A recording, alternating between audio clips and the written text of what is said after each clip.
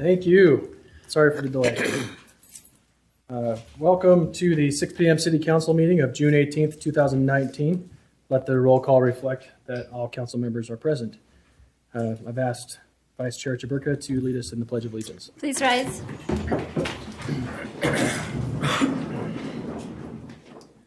I pledge allegiance to the flag of the United States of America and to the republic for which it stands, one nation, under God, indivisible, with liberty and justice for all.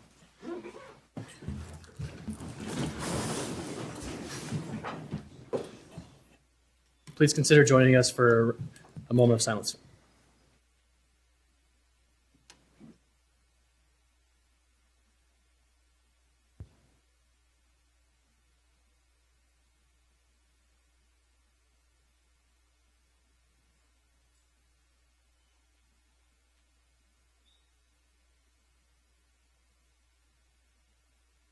Thank you. Before we get to our first item on the agenda, which is recognition for our Hof Germany visitors, we just want to recognize that we have a formal council member, Amy Wicks, in the crowd. Here she is. We have Diversity Commissioner Kathy Darby in the back, and current Planning Commissioner Angel Castillo in attendance. Thanks for being here. Okay, on to the good part of the evening, recognition of our visitors. We hope you've loved Ogden. Yeah? Okay. So for those who are not quite aware of what's going on, why the place is packed, Ogden City's had a sister city relationship with Hof Germany since 1954. This is the first sister city relationship established between the U.S. and Germany following World War II. And 26 visitors from Hof have come to Ogden for 10 days. They are here to learn more about the city and to train in American football and baseball. Come to the right place. Yeah? Okay. And by all accounts from everybody I've talked to, it's been an absolute pleasure to host this group here. So we certainly welcome you. We have Florian Stroner and Rainer Kraus and some of Germany's finest football and baseball players, coaches, and their family members here today. In particular, as we welcome our guests today, we most especially want to thank Ed Bridge. Where are you at, Ed? There you are. Thanks. For those that don't know Ed is our Ogden City Recreation Coordinator for our rec division. He is a tireless soldier for our kids here in Ogden, and we're glad that you guys got to get to know Ed. But Ed, thank you for. I know you have a busy plate as it is. We all know that, and so we appreciate that you've made so much effort to host these folks. It means a lot.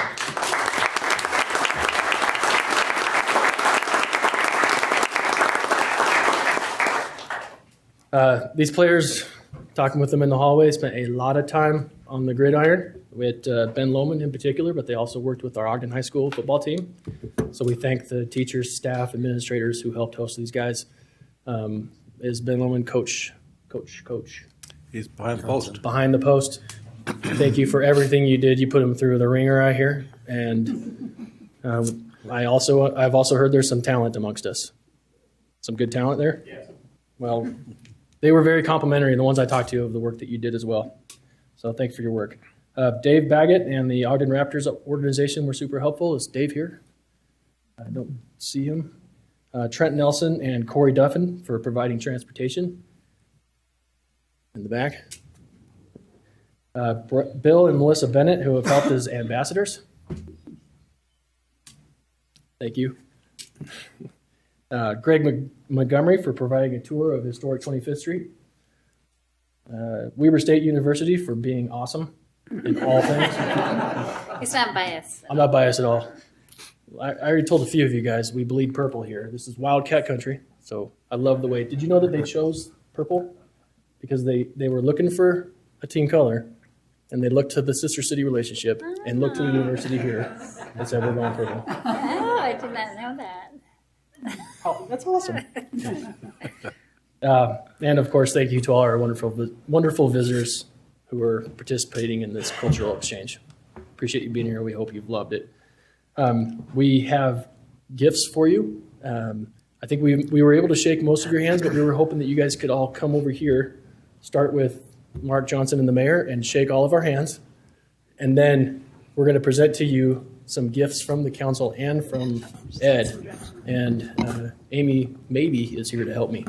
Absolutely. So the gift from the council are pullover shirts for each of you, and I am apologizing to Ben Lomond for all of their wonderful help in advance because they do say Ogden football and Ogden baseball, but the reason why is we wanted them to remember their stay here in Ogden. So it's not anything against Ben Lomond. We love Ben Lomond so much. And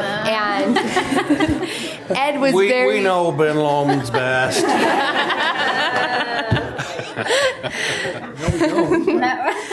Some people down here disagree. Ed was very kind and generous in getting baseballs, and they're for everybody because he got them signed by all of the coaches that were here and participating. And so, once again, a huge thank you to Ed for doing that, and that is the kind gift from Ed and the administration on that. So I will pass those out as they come and meet everyone. So if we'll start on this side, but before you do, in case you didn't notice, there's quite a rivalry between Ogden High School and Ben Lomond in this town.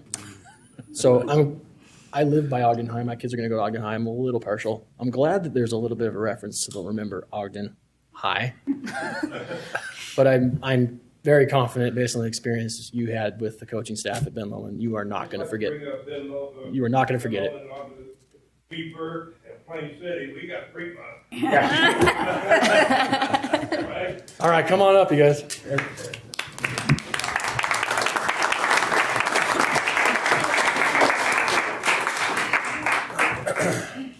Who's going to go first? Those questions were in the head shaking. Oh, yeah, exactly. Thank you for that. To do this, and so he's like, that's when even when Robert comes in, like, I feel dumb. Thank you for coming. Yeah.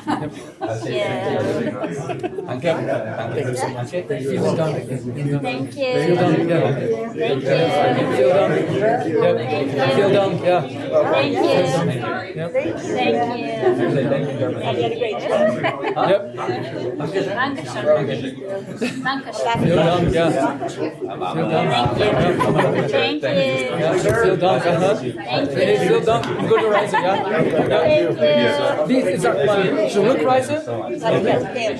So, man sagt gute Reise, ja? Gute Reise, ja? So a return trip is gute Rückreise, ja. Also gute Rückreise. I only learned a glib addition when I was in high school. Feel done. Yeah. Whatever, however you say that. Feel done. Yep. Thank you. Thank you. Feel done. Thank you. Feel done. Yeah. Feel done. Yep. Thank you. Feel done. Feel done. Good. Feel Luke. Yeah. Yep. Thank you. That's right. Thank you. Hey, good to see you. Yeah. Huh? Thank you. Good to see you. I'm good. How are you? Good. Thank you. Yep. You're gonna do a big group shot or no? Yeah, we'll do it after they get their thing. I think they should put their sweatshirts on just to prove that they love them so much. Think so? I think so. Yeah. We're gonna see if we can't cram them all in here. I didn't know you spoke German. A little bit. It was 30 years ago, though. So. Good try. Huh? Yeah. Yeah. I didn't go to Hope. No, I went to Hope. Oh, soccer. I played soccer. Oh, that's so fun. For your mission? That's so cool. Was 30 years ago. It was fluid. I know. If you went back, you'd get Like by. I was standing outside and they were talking. Would you talk to them in German? I did. right now? Yeah. No, I'm good. No, I would miss some stuff. Like I can understand a lot of them speak. I've lost a lot because I don't have a chance. But it was good. You don't have to practice. It's hard, yeah. It's kind of like that. So yeah, so sitting out there, they were talking, and I'm like, oh, I know what they're saying. And so then I started again. But like there too, I knew. Yeah. No, I didn't think it was. Are they You coming coming back back? for a picture? Yeah, they're coming. This is gonna sound Oh, terrible. Yeah, let's get. Oh, they're getting a picture over there. Like if I was coming here, I probably would. Oh yeah, Oh, yeah. absolutely, absolutely. I talk to a lot of people, so I Yeah. wanted We're gonna have to them quickly come here and like, take a but I picture. don't know if my And then you can. if it's proper. Does that make sense? meeting and you have some subjects off of that. Oh no, no worries, no worries. It's all good. When I tried to like We study got all it, night. I struggled and had a hard time like conjugating verbs and stuff like that, or the different lost rules. my, I just kind of picked up how people said Yeah, I'm certain terrible sentences with and jewelry stuff, and stuff They like have that. more. and they stopped. They're not coming for the big one. They are. They're going to. I think they're going to get put through.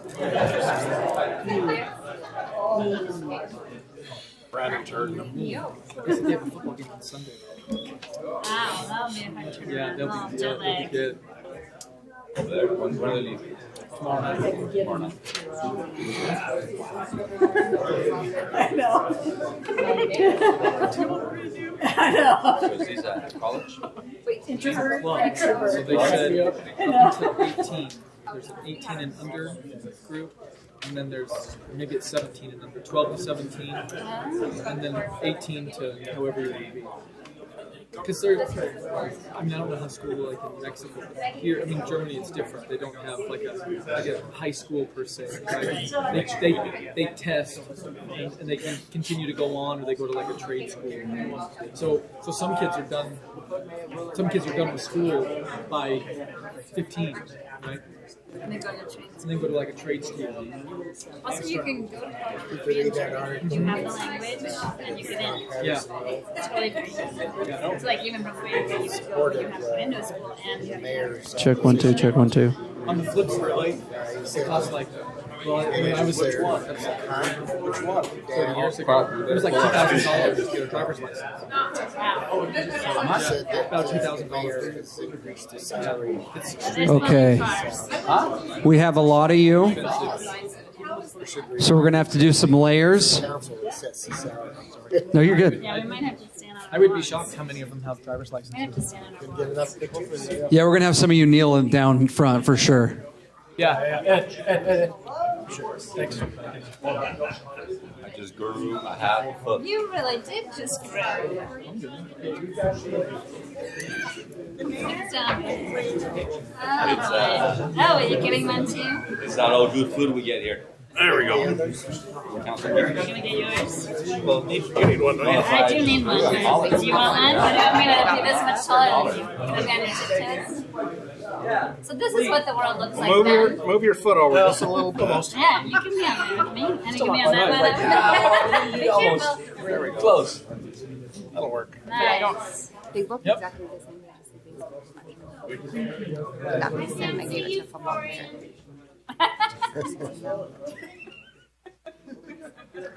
Now can you see her? No. You're hiding. Explaining how you just became as tall as a man. Go over here with you, because that's the where everybody's looking.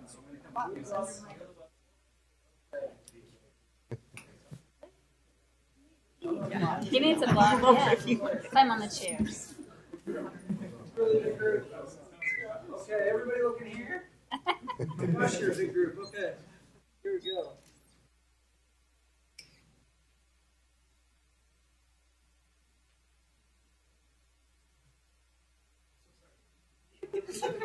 Probably the biggest group we've had. Bigger than the Weaver football team? It's so That's funny. huge. Rather take another step back, it just keeps leaning. Yeah. There's a wall behind you. Yeah. You're standing in Salt Lake right now.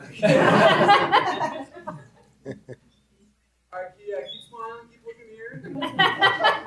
Tell another joke.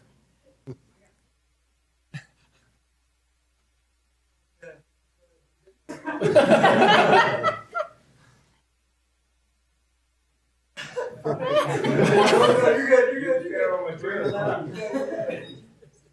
All right, that was decent.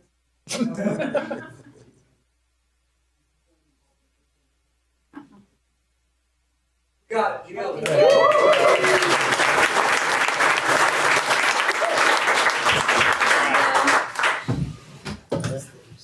So Ben, Reiner wanted to say a few words.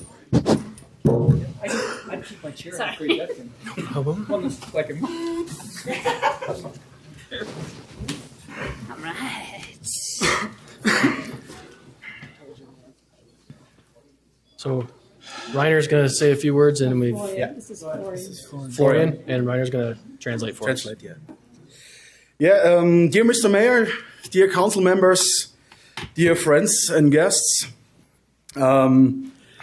Wir waren vor 4 Jahren mit einer Stadtratsdelegation hier bei Ihnen, bei euch zu Gast bei Freunden und sind heute hier mit 24 Sportlern aus unserer schönen Stadt, aus Ihrer Partnerstadt in Deutschland. So, Mr. Mayor, dear Mike, dear City Council members, dear Mr. Chairman, members of the staff, we have been here 4 years ago. We were with an official delegation in Ogden, and of course we thought this is an amazing city. Is an amazing city of friends, and we want to come here with some of our sports guys. And now this dream has come true. Wir hatten 9 unglaublich ereignisreiche Tage bisher. Ich spreche jetzt auch für die Coaches, für die Sportler. Es waren 9 tolle Tage bisher. Es wird auch morgen noch ein 10. super Tag in Ogden in Utah werden für uns. Es waren unbeschreiblich viele schöne Eindrücke, die wir aus unserer Partnerstadt wieder mitnehmen nach Hause, nach Hof. We had 9 absolutely amazing days. We had a great program here. We saw a lot of things. We had great impressions of your town, which we bring back to Germany. We want to thank you for all of that. Ja, unsere Sportler und wir sind mehr als begeistert von den vielen Sportstätten und der guten Qualität dieser Sportstätten. Wir in Deutschland können leider nicht mit solchen Footballfeldern und Baseballfeldern aufwarten, wie sie hier haben. Unser Hauptsport ist ja Soccer, but Football and Baseball, die Guys waren richtig gut drauf und geil auf das Training hier. I tried to translate that. As the third mayor who is responsible for sports and all these institutions, we have the recreation institutions we do have in Hof. I'm absolutely amazed about all these fields, the football fields, all the practicing areas you have. There's a lot of passion in it, in the teams. And so our guys are really enthusiastic about that, what they can do, because you know, soccer is the big thing in Germany and the football market is just such a tiny niche. And so coming here, seeing all these stadiums, talking to the coaches, being at Weber State University, talking to the assistant coach there, was such a big thing for them and was a very special event, and they will never forget, of course.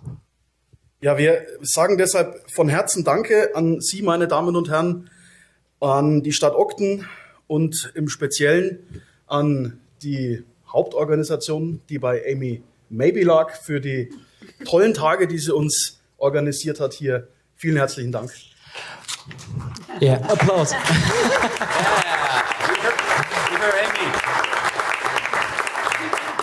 So I think it's clear what he said. We want to say thank you, of course, for the main organization stuff. Amy, maybe you did a great job. No, not maybe, you definitely did.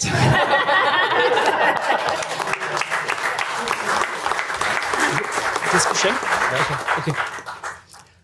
And while Mr. Stressner gives Amy some gift from our town, because our region is on the one hand famous for its food, on the other hand it's a traditional region of porcelain, and so Amy gets some porcelain from us. I will proceed with the other one you also mentioned, but we want to do it personal, and especially the women in our group told me to thank the most attractive recreation manager we ever had anywhere. So, Mr. Atbridge, thank you very much.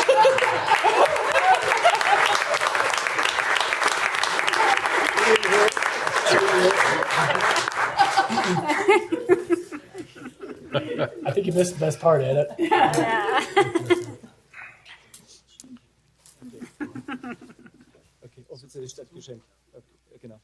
And of course, there is always, when we are on tour, when we are visiting our sister cities, there is always an official present, which is a great tradition. And as we can see, you have a great collection of all this Hof stuff here in the cupboard on the other side of the room. And we want to add something. And so there's the official present. We heard that we have a Hof house at your Christmas market already. And it was was built especially by the help of the city council, but especially by the help of our beloved family, the Bennetts from Caseville. And I think we should have a Hove House, our town hall, a little model of it in this room too. So this is our official present to you.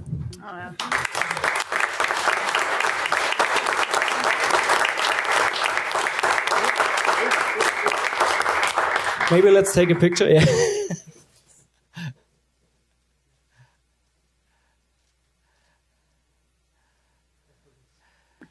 Okay. Dann noch die Geschenke, ne? Ja, genau. And so what's missing? Of course, as I told, we are famous for our food, and we, of course, also enjoyed your food. We always do when we're here. But we have this kind of Franconian English cooking books. So maybe you can try a little bit at home. That's for every council member. We will give it to you. Thank you. Okay. Cook off. So.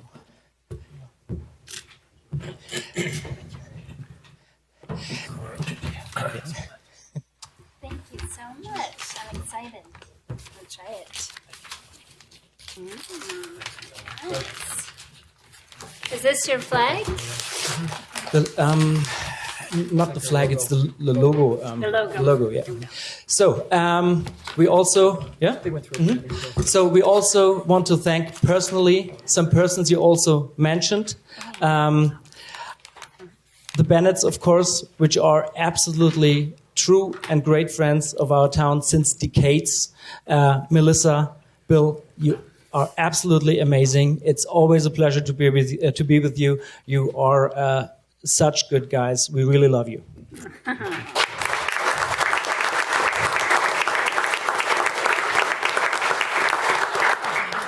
And of course, we also enjoyed a great day and a great dinner with a former city council member, Amy, who is also a great friend of our city. Amy, thank you very much for all of that, what you're doing.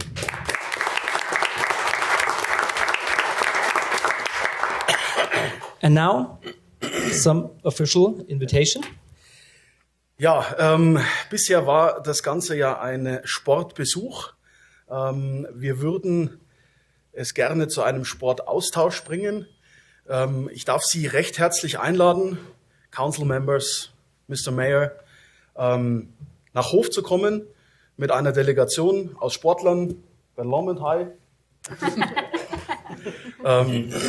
nach Hof zu kommen und aus dem Sportbesuch unsererseits bei Ihnen, für den ich mich recht herzlich bedanken möchte im Namen aller, für die Gastfreundschaft, für alles, was Sie für uns getan haben hier.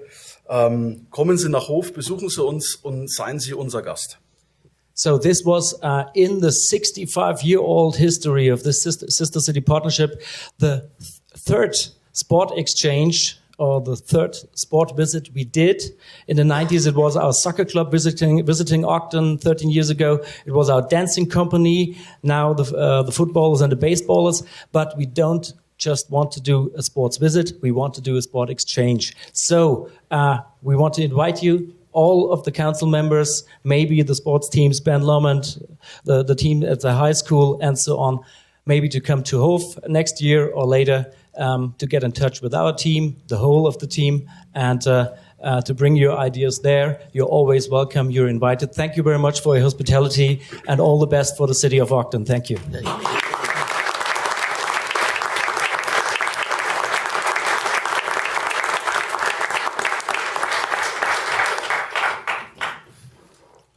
That is a special invitation. In fact, about a month ago, Councilmember Blair, who spent 2 years in Germany, served a church mission there, had asked us if we would consider visiting Hof. And so we're all currently... Let's do it. Yeah, I think we all want to. And we have to pay our own way individually on our personal dime. So we're all in the process of saving up right now. Right? This minute. And I haven't told my wife that yet, so... Now she knows. Yeah. Can I go to Hof? Thank you so much. And you guys should all know, Amy, maybe, you guys got to experience Amy for 9 days, right? we get to experience her all the time, and we're really glad that you guys feel the same way about her that we do, and we're really thankful. Thank you, Amy, for all the work that you did. It was my pleasure. Honestly, this group is so fun.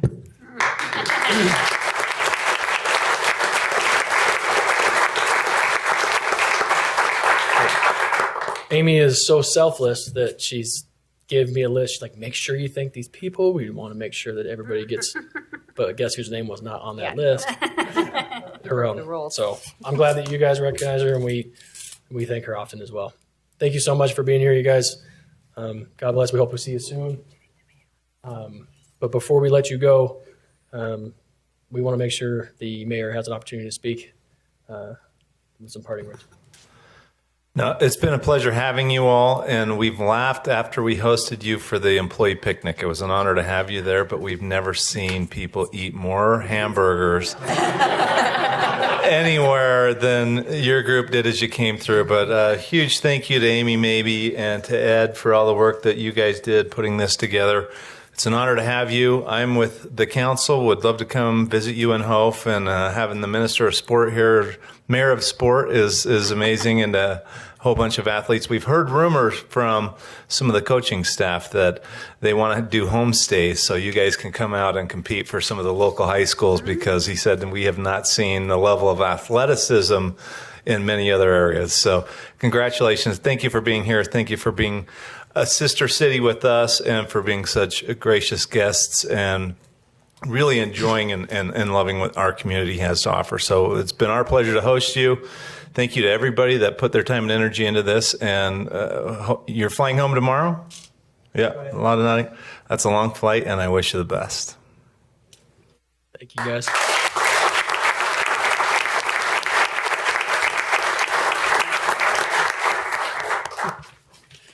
Yeah, and you most definitely don't need to stay for the rest of this meeting. Yeah, you don't want to see what this is like.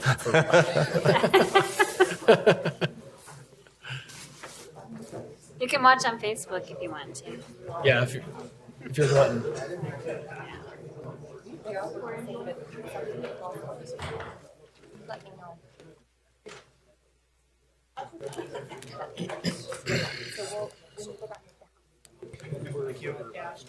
Thank you. Thank you. Where did Ed go? I think he's out. He's over. Oh, there he is.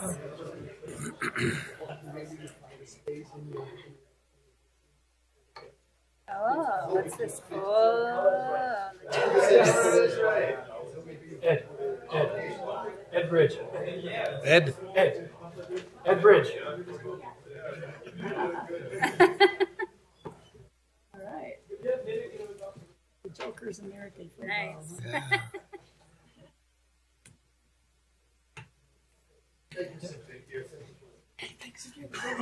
Good trip. Yeah. And I'll keep working. Yeah, we'll keep working on it. See you in Germany. Yeah. Hey. Well, there will be more to come on that later.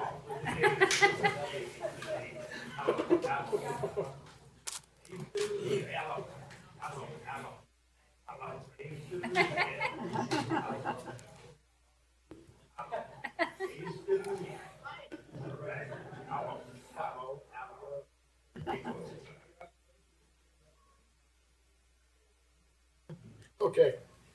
That was fun. Thanks, you guys. That's about as fun as council meetings get.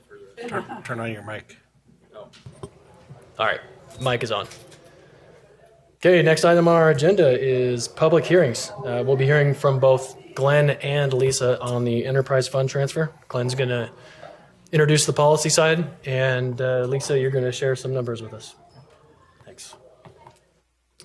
Mr. Symes. It's always hard to follow stuff like that, right? Especially with something that's not nearly as much fun. It's such a smooth transition, man. You're good. I know, right? All right. Well, as you mentioned, this agenda item is a public hearing for some proposed enterprise fund transfers. So first, if anybody spent any time on this subject, you know how difficult it is to explain and all the background and history. So I'm going to do my absolute level best to try to get some answers to you all and provide some information to the folks here. So first I want to start with the notification. So up here you can see a copy of the notification that was sent to all of the utility enterprise fund users, so all of the water, sewer, sanitary sewer, refuse customers in the city. And what we try to explain in this notice is what I'm going to try to explain now, which is why this transfer happened, what it is, what it represents, why we're doing it. One thing to note is that the transfer itself, this transfer out of these utility funds, is not a new thing. I think we've traced it back to somewhere in the 80s, perhaps, and so it's been happening for a long time. It's the requirement to provide this notification that's the new thing. So this, like I said, this transfer has been happening for a long time. I think it was 2016, around there, that this requirement for a notification came down from the state. So that's why folks are getting this notification. What the notification says, and I'm going to read it here, and it's kind of jargony, so I'm going to try to break it down the best I can. But it says that we have to provide this notification. Hold on. He's trying to speed me up here. So we have to provide this notification if there are transfers out of a utility fund into the general fund, if the transfer is not for a purpose directly related to the operation of the fund. So like I said, there's kind of a lot to unpack there. So we can start with the enterprise fund. So in governmental accounting, an enterprise fund is a fund that's accounted for separately, and it's intended to operate based on user fees that it collects. So the golf course, for example, is an enterprise fund. It's supposed to operate on green fees and other charges for services. These four utilities up here, the ones that are affected by this transfer, the water, sanitary sewer, storm sewer, and refuse, are all utilities, and they're all enterprise funds. And so any money that is transferred out of that is not directly related to the operation of those funds requires this notification if you're going to do that. And so when we talk about the transfer itself, what it is, because we treat these utilities as though they were independent utilities like a Dominion or Rocky Mountain Power, we collect the 6% franchise tax and 6% property tax. So if you see your utility bill, you'll see a franchise tax fee that's usually listed on your bill. That's something that's collected by the utility and then given to the city. And as I mentioned, because we're treating these as independent utilities, we do the same thing with them. And so it is a 6% franchise tax transfer and a 6% property tax transfer. One thing to note is that a lot of times we talk about what we call the 17%, if you hear that term thrown around a lot. These are two of the three percentages. So there's an additional 5% administrative transfer that goes to support things like administrative oversight, so fiscal operations, HR, risk management, those kinds of things. That is considered to be part of the operation of the fund, and so it's not required to be noticed the same way that these other transfers are. So if you have any questions, please stop me, and I'll do my best to answer them.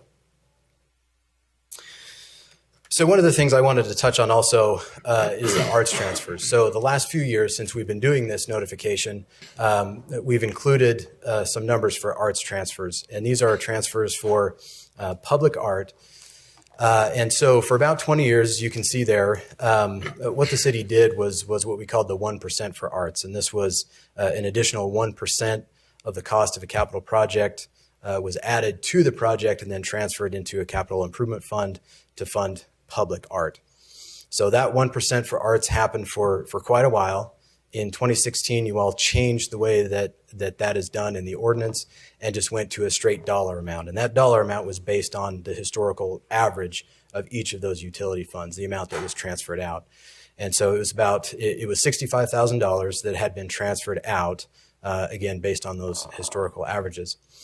So we did that for a few years. And then just last week, you changed how that was funded again. So the notice that we sent out this year did include just a mention of those arts transfers, but did show zeros. And we wanted to include that just to show that we recognize that in years past, that was something that was on there. And it didn't just go away. It was intentionally funded differently. So there were zeros there. But there is still money going to public art. It's just not coming from the utility funds. So when we talk about the impact of the transfer, Lisa is going to give you some details and some numbers, but the sum total proposed for transfer is $5.2 million, and that's from all four of those collectively into the general fund. One of the things that you touched on in your Facebook Live event last week was a question that we do here, right? You're transferring this money out. My utility bills are already really high. Why don't you just not transfer this money and lower my utility bills? And that's a perfectly valid question, and it is absolutely a policy decision that's up to this body. The one thing you have to think about, though, is if that $5 million no longer comes to the general fund, we've got to do one of two things. Either we've got to cut the budget by $5 million, or we've got to make up that revenue somewhere else. The most likely place where we would make up that revenue is property tax. So just as an illustration, in the proposed FY20 budget that you'll hear in a minute, we're anticipating property tax revenues of about $14 million. So if we added another $5 million on top of that to be fiscally solvent, you can get an idea of what that shift would be. And just as a note, if these were independent utilities, we would be collecting these franchise tax and property tax. I have a question. I don't Yes. know if this is a good time to ask. When we were talking about it in the work session, one thing that came up was, and I was wondering, how often do we evaluate the percentages, the amount of those percentages? Has it changed over the course of time? Or Sure. when do we evaluate And I'll let Lisa touch on this when she comes up, just how often that's analyzed. I know we've done it fairly regularly. The one thing to note is those percentages, that 6%, 6%, 5%, those haven't changed in years and years and years. And so the dollar amounts obviously change because they're a percentage of the total, but those percentages have not changed. And that was a policy decision that was made a long time ago, is to keep those percentages the same. So the public hearing itself, again, the state law requires that you as a legislative body hold a separate and independent public hearing on these proposed transfers. And so there's no specific action that is attached to this item or this public hearing. The transfers themselves are proposed with the budget. So if you decide to approve those transfers, it would be approved with the adoption of the budget. And then again, as a state code requirement, just like we did with the first notice, we will send out a follow-up notice to let all of the users know what it is that was decided and how much was transferred out. Do you have any other questions for me at this point? Any questions for Glenn? Before you sit, thank you for the presentation. This has been a hard issue. Took me a couple rounds of budget to fully grasp what it means, but it's also a difficult thing to communicate with people who receive the notice. The notice requires certain things, and we have to say certain things in certain ways, and it's not always the most digestible, right? It does. And the one thing I will mention also is we on the council side, and I think Lisa's gotten some comments as well, we do get comments after this notice gets sent out, and we did have the opportunity to sit down with one lady the other day.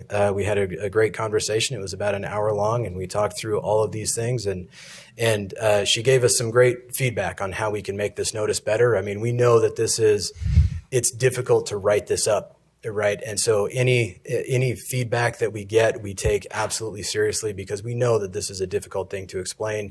We want to be as transparent. We want to be as clear as possible with something that's sometimes difficult to explain. So any feedback, we're more than happy to hear, because we want to make this the best that we can. And one more comment in terms of transparency. Mm-hmm. The way that we are funding art now, no longer doing a transfer. Last year when we sent out the notice, there was a lot of comments and questions about why for the transfer in general, but there was as much or more comment about funding art through the transfer. Yeah. And so that's part of why last week we revisited the way we fund art through ordinance, because people were concerned about, they said, we support art, we love art. Right. We're not against art, but I didn't like that it came from the transfer. So that's part of in transparency, and I appreciate that you kept the numbers and the change to zero Yeah. in place, because that's not something we're trying to hide from. It's something we want people to know. Right. That last year we got that feedback, so this year we're making that change. Yep. Okay. Just a real Yes. other quick question, or just a clarification. So when that goes over into the general fund, what do we do with it? Is it dispersed, or is it just? It is, and general fund? I might defer to Lisa on that for a better explanation than I can give. She's obviously had a lot more practice at explaining what that money goes for than I have. But yeah, it does just go to the general fund and supports general fund operations. So if nothing else from me, I'll turn it over to her to give you some of the specific numbers. Thank you, Glenn. Thanks. Appreciate you, bud.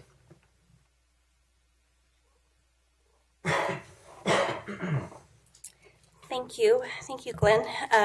Did a very good job talking through the policy and the logic behind the transfers. We've put some numbers up on the board. One of the requirements from the state is to also disclose the percent of the budget these transfers make up. In the water fund, Glenn mentioned earlier that the total transfer from each of these funds is $5.2 million. The general fund budget is around $64 million, so this transfer makes up about 8% of the general fund budget. It goes to support police, fire, recreation, all of the services that cannot support themselves through user fees or charges for services that are supported by property and sales tax. In the water fund, the $2.4 million transfer makes up 9.9% of the water utility budget. In the sanitary fund, the transfer makes up $1.4 million, or 10.7% of the sanitary sewer budget. In this storm, the $608,000 transfer makes up 8.5% of the storm budget, and in the refuse fund, the $713 transfer, $13,000 transfer makes up just under 12% of the refuse budget. Do you have any questions about the budgets or the numbers? Is that your slide? That is my only slide. Okay. Any questions for Lisa? So just to clarify, you mentioned kind of broadly where the funds go. Mm-hmm. But I think I mentioned this, was it last week or the week before when we discussed the issue? So we, in one sense, we operate the city as one city, but we've got these utility funds that function as their own sort of entity. Correct. But at the same time, if we had our own entity that was completely independent, that entity would have to have all of the same legal, public safety, human resources, administrative, fiscal, right? All of the same support services that we already have at the city and the general fund. Correct. And so when I've sat with constituents in the past to explain it, the thing that resonates the most to me and has resonated the most with them is rather than replicating the same services again in the same city in a different fund, it's more efficient for us to transfer some into the general fund so we can provide those same services that we're already providing for the utilities. Correct. That is part of what this transfer supports. Okay. But with any tax to provide fire and police service or recreation services, there's not a direct correlation between revenue earned and services paid. So these services also go for those types of services that there's not a direct charge to support as well. Okay. Any other questions for Lisa before we take public comment? Thank you. Okay. Well, this is a public hearing, so this is your opportunity to address the council on this item specifically. If you wish to speak to it, please limit your comments to 3 minutes. And Sebastian, if you'll say your name for the record. Sebastian Benitez, 3310 Taylor Avenue in Ogden. The first thing I want to thanks to Jay Lauder, Justin Anderson, and Daniel Gilly. Sorry I pronounced wrong the last names. I have a really nice conversation and meeting with these guys. Previous with this guy, I have a really nice conversation with the mayor too. They know exactly, and you know, guys, how much I love Ogden and how much I am worried about the safety for our children. And I understand.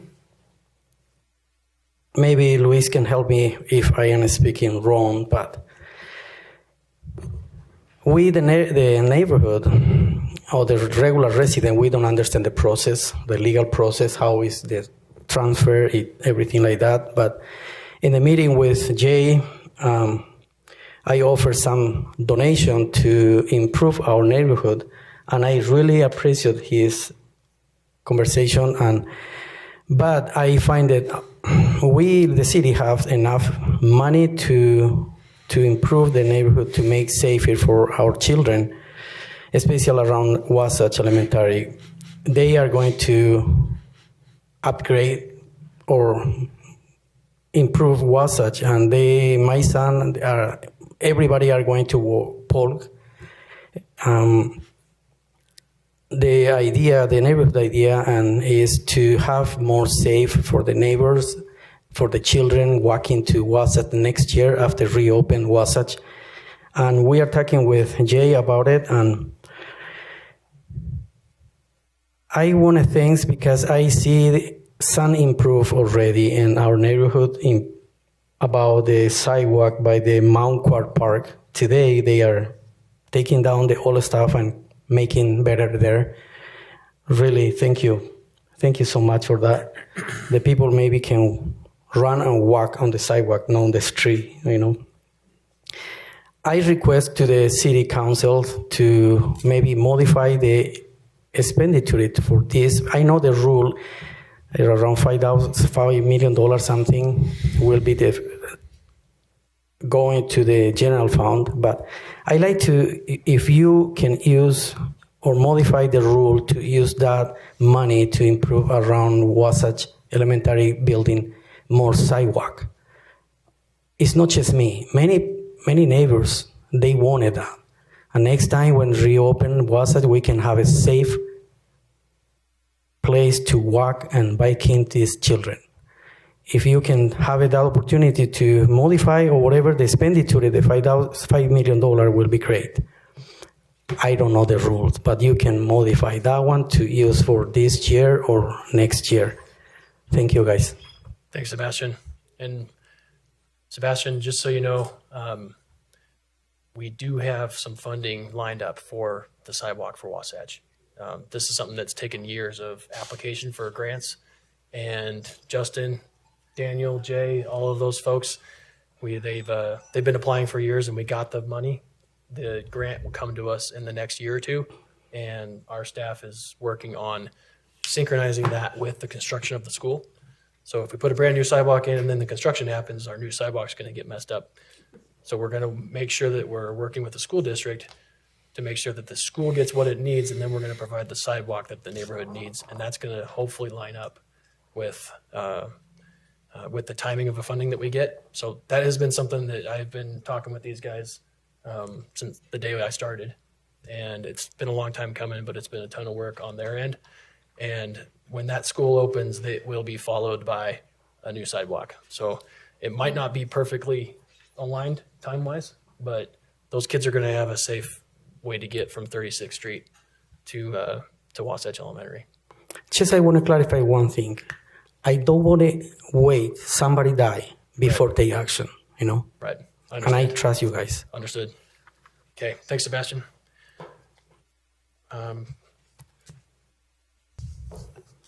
Okay, my name is Doug Olson, and one of the concerns I have with the movement of the funds is that there's a lot of older homes and a lot of people on low incomes that are still using culinary water for their lawns and their other uses. And it seems to me like some effort should be, because many of them are paying more for their water than I did up in Eden and using secondary water.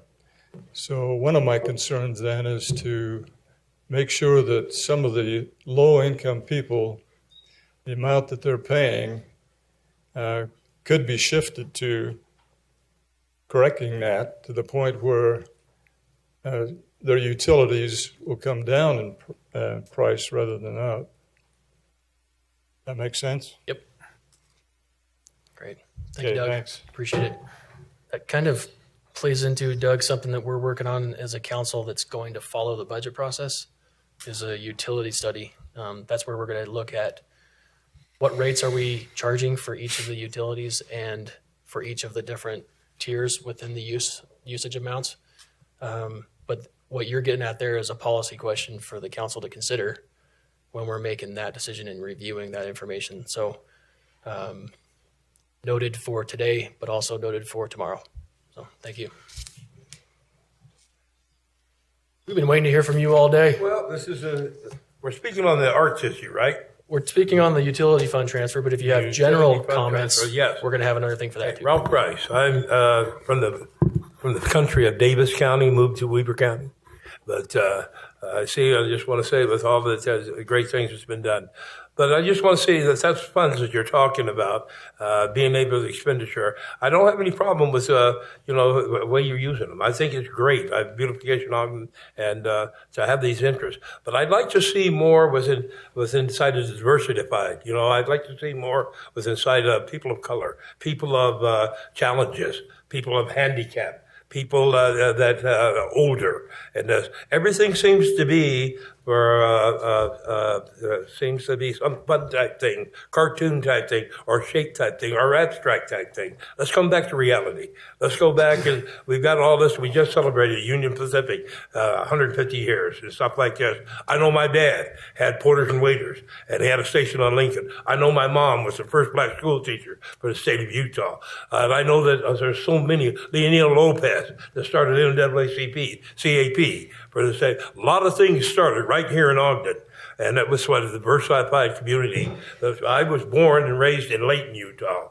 I had to come out here to be able to find a black community or a minority community to identify with. Yet still became the first black boy state governor out of Davis County. But I came here to celebrate. I came here to celebrate with my people. I would like to see more diversified things within your arts that reflect the people of color here too, people minorities here too. We have been here forever. And we'd like to see some of our actions reflected in the artwork that is chosen to be put out here. There's artists that are gifted. There are talented writers. There have been all the way through history. We have, what's his name? They used to lay in front of cars, Reverend, that used to lay in front of cars here just to get actions done. There are people all throughout the history of Ogden. Joe McQueen is going on. My daddy and him played as kids. He came here to be, after Daddy was at Oakville. Then he had a station on 25th and Lincoln. And we're the first black owner of business here. Just would like to see it reflect all the people of the county, all the people of the city, and all the cultures of the city that is made up. This was the crossroads for the country. It's the crossroads for Utah, too. I think we step up here, not only like Salt Lake City or any of those states. Davis County is not just white. How did I know? I'm born there, been there. I'm here now. I'm going to be speaking up a little bit for minorities, speaking up people of color. I want to congratulate you on everything this month. What a beautiful city. And but I'm a big mouth and I'm going to be here now. I'd like to see some of those funds used properly, just like you're doing. Just add a little color to it, okay? A bit of flair. You know what, Ralph? That's all I'm asking for. I knew there's a reason I liked you when I met you. That's because I'm going to be a pain in your tail. Hey. You wouldn't be the only one, Ralph. I know. You're going to be waiting in line for a while, my friend. That's all right. I got a wheelchair. I got to see. Okay. See, if I didn't have this mic, I could keep up with your wit, but some of this, I can't have everything I say live in perpetuity. So, all right, Ralph. You know what? You know, you just get a sense for somebody when you meet them. Like there's just a certain energy. That's you, buddy. Ruby Price was her name. That was my mother. 102 years old. She just died. She loved this state. So a couple weeks ago, when we considered the arts ordinance, we specifically had that conversation about how do we represent our community and the makeup of our community in our arts. And I'm going to put Councilman Lopez on the spot because he has been a champion for that exact thing. And we approved some funding for some projects, and he has been working hard on that. I've been a pain on their tail. That's it? Oh, you wanted me to say something? I mean, that was factual. Don't be I was just quoting him. No, I just everything you say, Ralph, resonates with the reason why I run for office.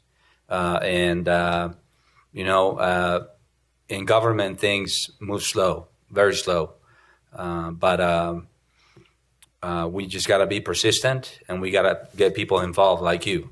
And we got to work together. And I think we have a great group of colleagues and a great group of collaborators in the council and the administration. And they've been receptive, and they've been good partners with us to try to start moving the needle more and more. So there's going to be a project coming up that they're going to paint some murals on Grant Street behind the junction. There's some huge murals, and I was told that there's about 5 of them, huge, and they're all going to be dedicated to celebrate the diversity of our city. So that's one small, not small, actually, I think it's pretty significant. But love to keep hearing from you, Ralph, and even outside of these chambers, if we can ever meet to talk and see how we can help you get more involved and participate and be a partner with us, we would love that. And thank you. And thank you, Councilman Lopez, for the comments. Also, the nice young lady to your right, Kathy Darby. Already met her. Okay, she is on the diversity commission. You're late. And I'm always late. I think we already covered that. I'm the last to connect all the dots, but when we had that conversation, our diversity commission is giving feedback into the arts proposals as well. So I'm glad that Kathy's here to watch so that we close that loop. That's why we do this, right? Thank you for being here. Okay, and Ralph, I forgot to mention, you asked me for 3 business cards, so before you leave today, come get these from me, okay? Chair? Yeah. One last quick thing related to the topic. Another thing that, Ralph, that I've been talking to my colleagues and to community members is that I would really like to see multicultural food market in our community. And I believe that can be very, very also powerful and enriching to everyone's lives, right? And so everybody seems to like the idea. We just need to figure out a way to make it happen, but just wanted to throw that out there. Yeah, thank you. Thank you. Okay, we are still in a public hearing. Can I say one other thing on? We can't, sorry, but we're going to have more public comment coming on any topic. So, okay, we're still in a public hearing, so if anybody else wants to speak to this item, we'd love to hear from you. On a different subject? Nope. I'll remind you, don't worry. We won't let that happen. Okay, seeing no more movement, I'll entertain a motion to close the public hearing. So moved. Second. We have a motion by Councilmember Heyer, second by Councilmember Lopez to close the public hearing. This is a voice vote. All in favor? Aye. Any opposed? That hearing is closed. Okay. No action is required at this time on that item. However, like Glenn mentioned, this is going to be nested within our decision with the budget as a whole. Which next item on our agenda is fiscal year 2019 budget amendments. We'll be hearing from Lisa. Thanks, Sebastian.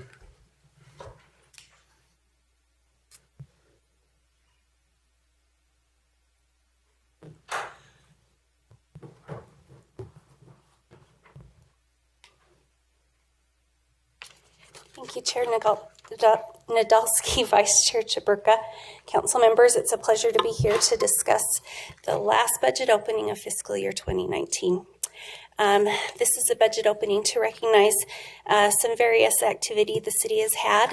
In the general fund, there is a branding budget that we are proposing moving to the CIP fund to help with the cost of the wayfinding signs, which you've seen downtown. They look very nice. And we're also asking to transfer some money to the general fund from the medical services fund for the sale of a stretcher, the medical stretchers they had. They received $7,755 from that. They're asking to move it to the general fund to help with some protective gear for the fire department. Additionally, we're asking to recognize the $199,100 in the CIP fund as a transfer in to be appropriated to the downtown signage CIP. And we're also asking to appropriate a $25,000 donation. It was a flow through from the city from a vendor who helped support the basketball court at Marshall White. And then the city used that to pay the people that actually did the work. So that is a flow through. We're just asking to recognize it on our books so we are compliant with the budget requirements. And finally, we're asking to recognize some grant activity in the miscellaneous grants fund. We're asking to recognize a VOCA grant of $90,320 for the police department, and then another VOCA grant. They received two in the last fiscal year of $43,404. These will be used to support staff time for the victims of violence programs. And additionally, a $120,000 grant or a donation from the Union Station Foundation for the rehab of a train engine over at the Union Station. Additionally, we're asking to appropriate a $6,000 donation for wayfinding signs. These were for the honorary named streets. And we're asking to recognize a donation of $5,000 for pothole repair from Domino's, their pothole program. Do you have any questions regarding this budget opening? Any questions for Lisa? Thank you. Thank you. This, too, is a public hearing, so if you have concerns about this item, the FY19, that's the current fiscal year budget amendment specifically, please come address the council. Limit your comments to 3 minutes and state your name for the record. Okay, Ralph Price, Big Mouth again, but I'd like to comment that the ones that you have for Union Pacific, those ones are specifically saying for locomotives repair there. I'd like you to address the issue of locomotives of these chairs. We have to get up on the curb. We have to go in to even see those things. To be able to get through a gate needs to be widened by at least 6 inches so we can have the bigger chairs with guys like me and not just small women go to see. We need to address so that people with handicaps that might need a railing so they can proceed along to enjoy these things. One of the things that I'm seeing with inside, you are to be commended. These are great things and great projects you're doing. I'm just asking you to add on the concern of people in chairs, people with elderly problems, people with health problems, so that we might be part of the community to enjoy these things that you have too. So we're being forgotten, and I'm just going to be coming and reminding you we're here. And I also, when you have the one with what a specific thing I'd be concerned about is women in violence. And so if you've got the investigation, I want to put in everything I can for anything for law enforcement or legal for anything with dealing with women in violence. I happen to be on the board of Utah Women Unite. I happen to believe that is one of the most heinous crimes that could ever be, because I was raised with 6 sisters, no brothers, and I love my mama, and Daddy knows that. But anything that can be done. Can be done with women and abuse. I know for a person, I live at Tower View Apartments, and I've had to have 3 or 4 people. I've opened up, I took a 2-bedroom instead of 1, so I could open it up so that some of the women walking down the street with black eyes, busted lips, I can say, come on in. Here, sit down, give them some first aid, because I have home care. Come and take care of me with my cancers and everything I have. They can sit down, they can get a little medical help. Then I tell them, sit down and eat, sit down and sleep. And so I've got 3 extra beds put in that spare bedroom. They got a shower they can get. The privacy's there. And I have friends like Anna, different ones that are willing to talk to them, communicate with them. So there is more need for people to take a concern about women with violence and facing here. Legal problems, anything that can be done for the police, so these things can be addressed, all for them. Okay. All right. Thank you, Ralph. You mentioned that you were here for...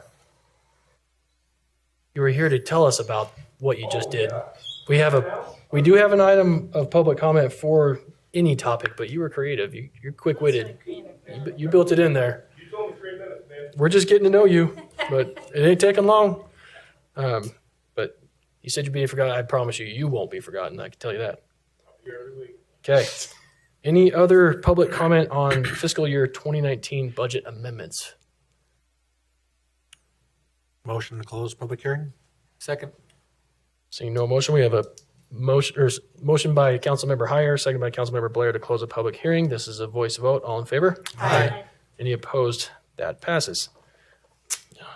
Okay. Appreciate the comment. Anybody have any other questions before we take action? If not, I'll make a motion to adopt proposed ordinance 2019-24. I second it. We have a motion by Councilmember Blair, seconded by Councilmember Stevens to adopt proposed ordinance 2019-24. This is a roll call vote. Councilmember Blair. Aye. Councilmember Heyer. Aye. Councilmember Lopez. Aye. Councilmember Stevens. Aye. Councilmember White. Aye. Vice Chair Chaburka. Aye. Chair Nadolski. Aye. That passes. Okay. Thank you, Ralph, for your comments. We're bringing Janine Eller-Smith up to address item 4C, salary schedules.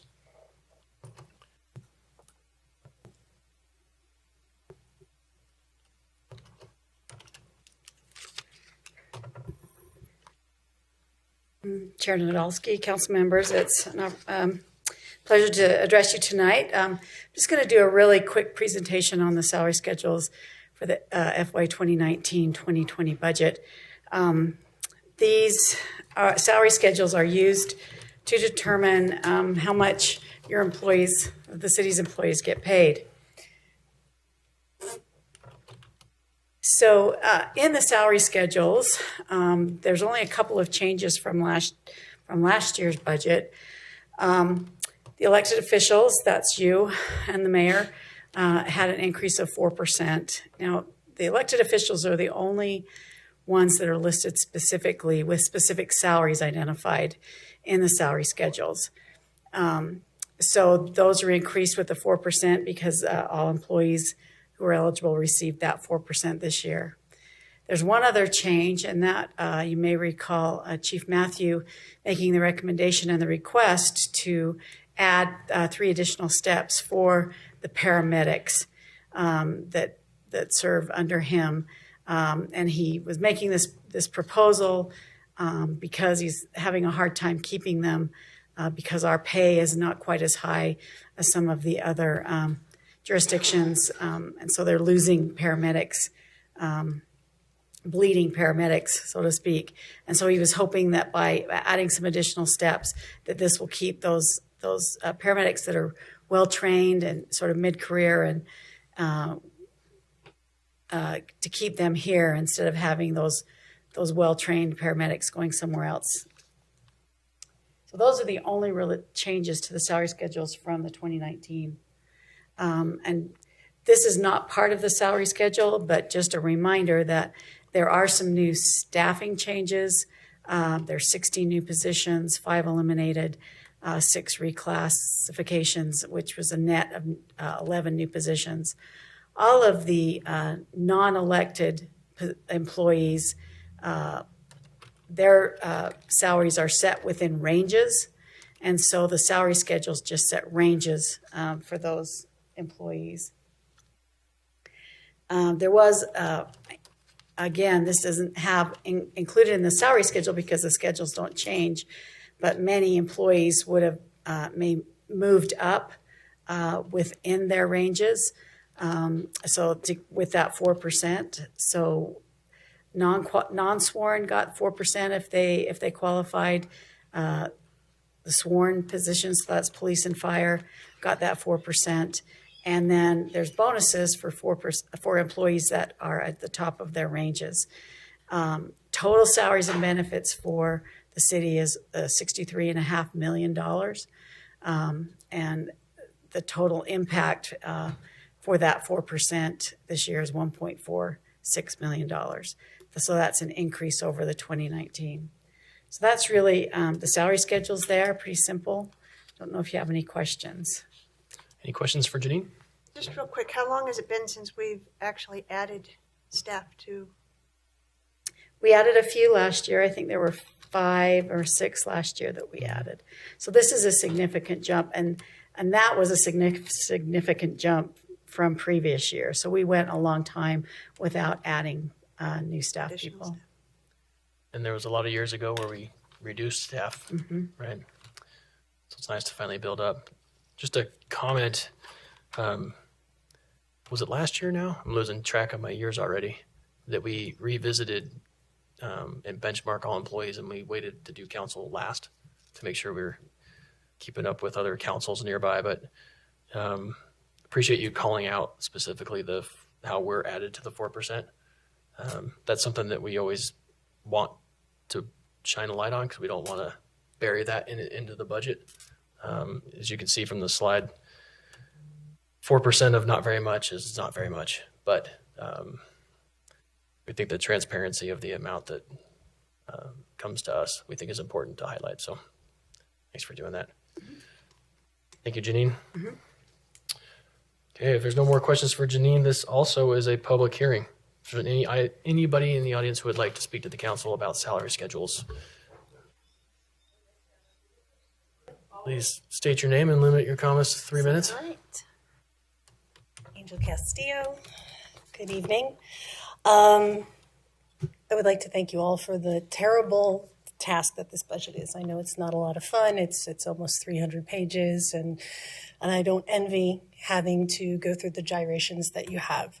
I'm pleased to see that when we first looked at the budget, it was a 2% increase for fire and police, and it is now 4%.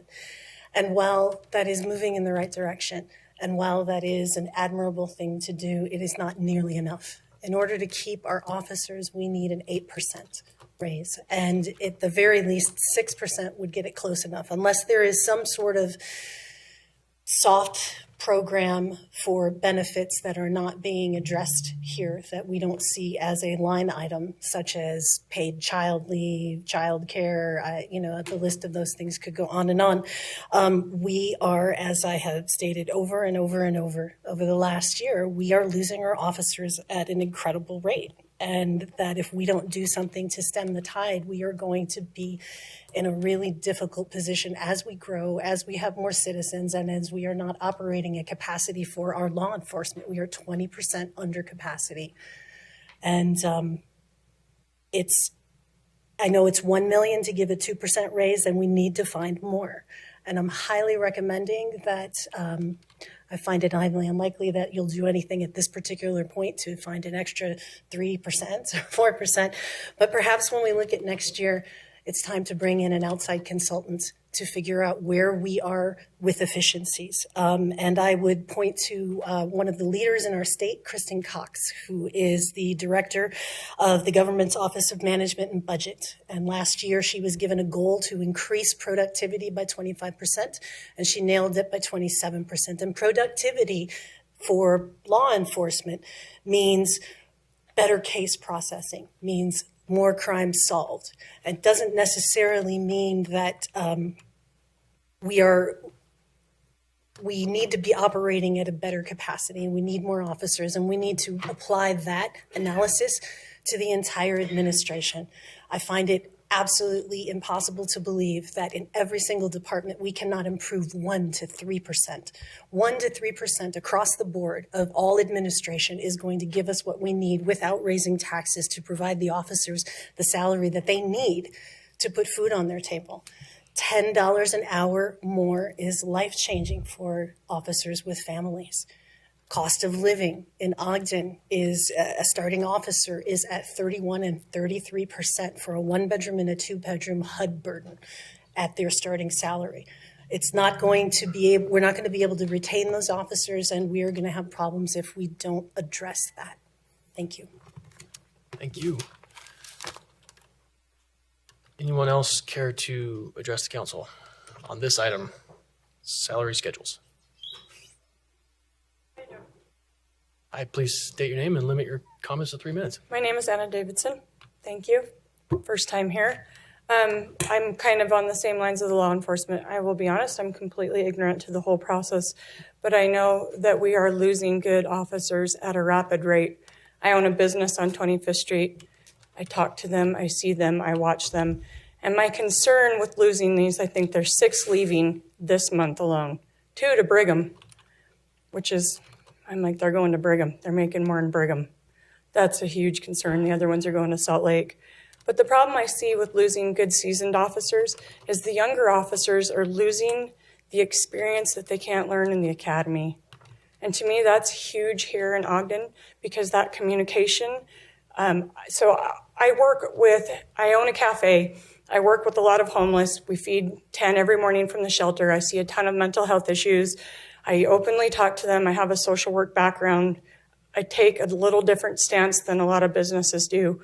And I want to be able to bridge the gap between the law enforcement and these folks as well, because we're burdening our law enforcement system by throwing people with mental health issues in jail and homeless people in jail. So it's kind of a twofold thing. But the officers, I feel like we're strongly neglecting, like every time we lose a seasoned officer, we lose a whole lot more than just a seasoned officer. Back in the day when I grew up, the cops would take your beer and send you home and call your parents and you were in more trouble than, but now these younger guys, they're losing out that opportunity to learn that experience, that street smart, and we've got to retain these guys. And I don't know how you make that possible, but I would be all for doing anything I could to help from my level, anything I can. That's why I'm here. I want to do whatever I can to help because I've been living it every day in my business since I moved to Ogden. I've been a resident of Ogden for 20 years, and now I can actually be a part of the community because I work here and live here. So whatever I can do, but the officers are a huge piece for us. So thank you very much. Thank you for your time. Thank you. Anyone else care to address the council? You know what? I was being kind. I was being kind. You know that. Ralph Price again. Okay, I'd like to address 2 issues right there. One is your paramedics. I've got to say this because I've been 7.5 years in nursing homes, hospitals and nursing homes. I used to be a world-class athlete. I'm glad to see these German boys here, but in 1968, I happened to be a 14-year-old boy, and I captained the United States Olympic team to Mexico City. So we had Olympics down there. But 1966 through 67, Guten Tag. I was over in Germany. The first friendly we played was right over from Hall. And we got beat down. We got prepared for the Olympics to get beat down in soccer because they play football over there. And so we just were learning soccer. And soccer was only just a new thing here in the United States. When I was in school, I marked the field out at Layton High School. I was the only player north of Salt Lake. I'm the only one that's been 2 times to the Olympics. I went to 1972 Olympics in Los Angeles, too, on the Olympic team there. And I know that it is important to have physicality. I supposedly don't have it because I've been in I have cancers. I've lost my legs right here. We've just saved, it took 29 months to save this one, and now I'm going to get a prosthetic here. While I'm talking about that is these paramedics that come, and they're essential to the nursing homes to be able to give back life on a daily basis. They come to nursing homes. I know 3 times I was using them. Then I wouldn't be here if it wasn't them. Great things. Another thing to speak on is the officers. Officers are not just cops here. They're ambassadors. I wouldn't be here today. 14819 is my number at the Utah State Prison. I changed my life after I lost my life. I lost my life when my children and my wife were killed 30 years ago. We were quite a couple, me and her. But I lost her and I lost my posterity. But Heavenly Father's been good, and I've got healing that's happened in my life. But let me tell you, his name is Wadnabe. Does that mean nothing to you? That boy right there, what a pain in the tail he was for a while. He's one of my best friends now. Smith, Spencer, all these guys that used to be cops running around doing all kinds of, they are my best friends. They're the ones since I've been come January 25th, I came out of nursing home. They've been for me, down for me. They've helped me. They've encouraged me. They've guided me. They've instructed me. They've challenged me to do more. That's why I'm here getting ready to present what I am to you. And I'm proud to be able to do it. But it's the officers, the ambassadors for Ogden, the ambassadors for Weber County that we've got to keep here because they're not just cops. They're not just officers. They're ambassadors. They're people, they know people like me. They remember when I was the All-American kid. I was the Boy State Governor. But they also remember when I made the mistake and I lost my wife and children. I chose drugs. I chose wrong associations. But they knew I was different then. They encourage me now, and they encourage me then. Keep them here. Give them some money. All right. That's all. That's all I got to say. Back at you next, Dan.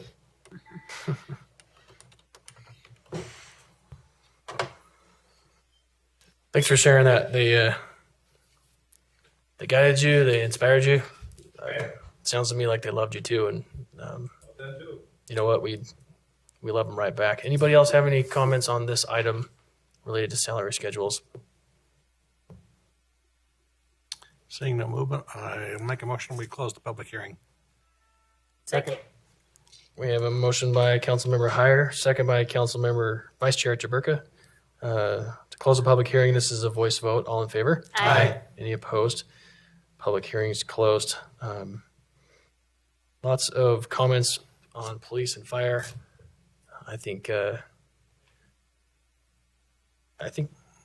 won't speak too much on behalf of everybody, but I think listening to your guys' collective sentiments over the last few weeks talking about police and fire salaries, I think we all know we've got an issue that's going to need significant attention and a significant amount of money.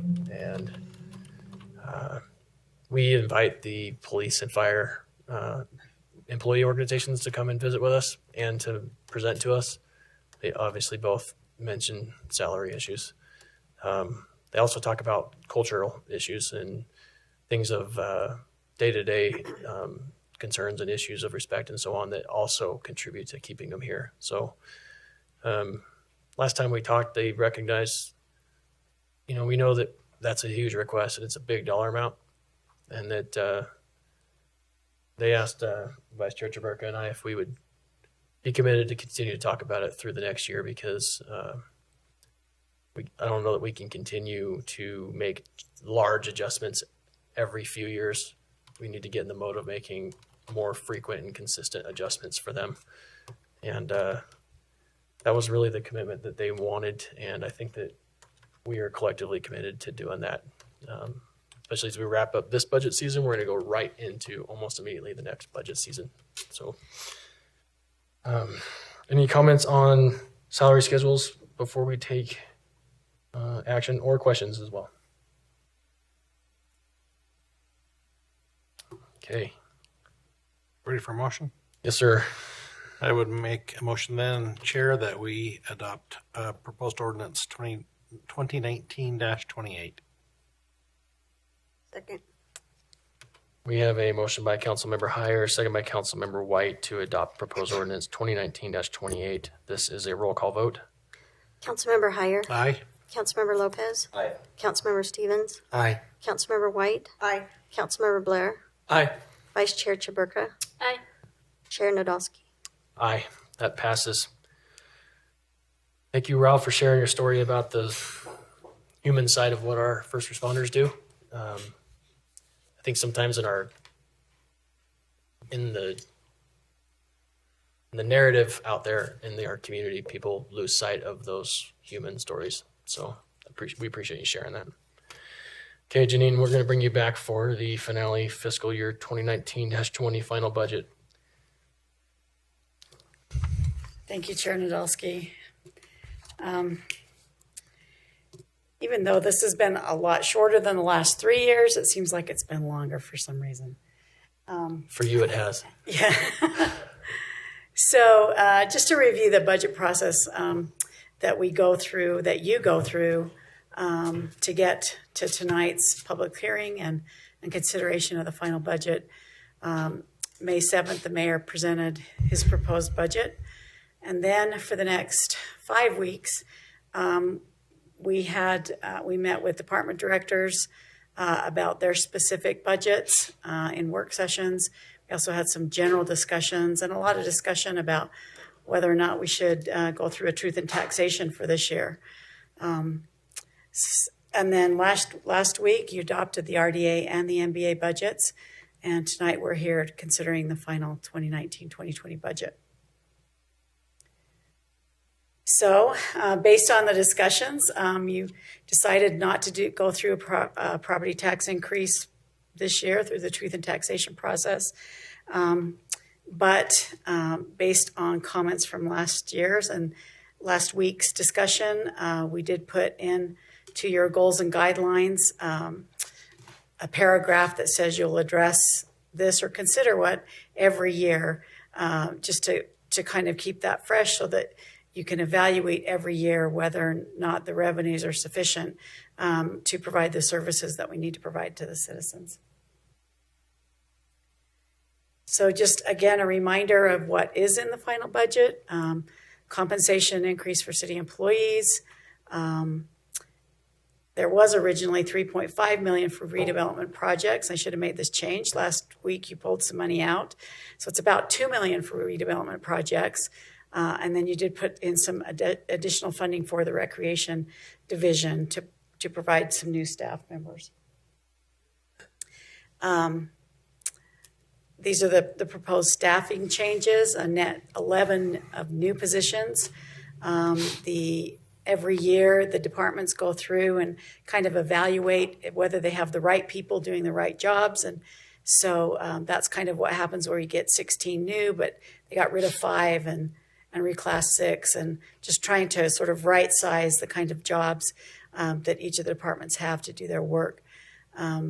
One of the things new positions they did add was a new parks maintenance crew leader and parks maintenance technicians to make sure that the fields that the Germans complimented us on are kept up to snuff, and then also additional recreation supervisor so that we can be providing those recreational opportunities for the kids.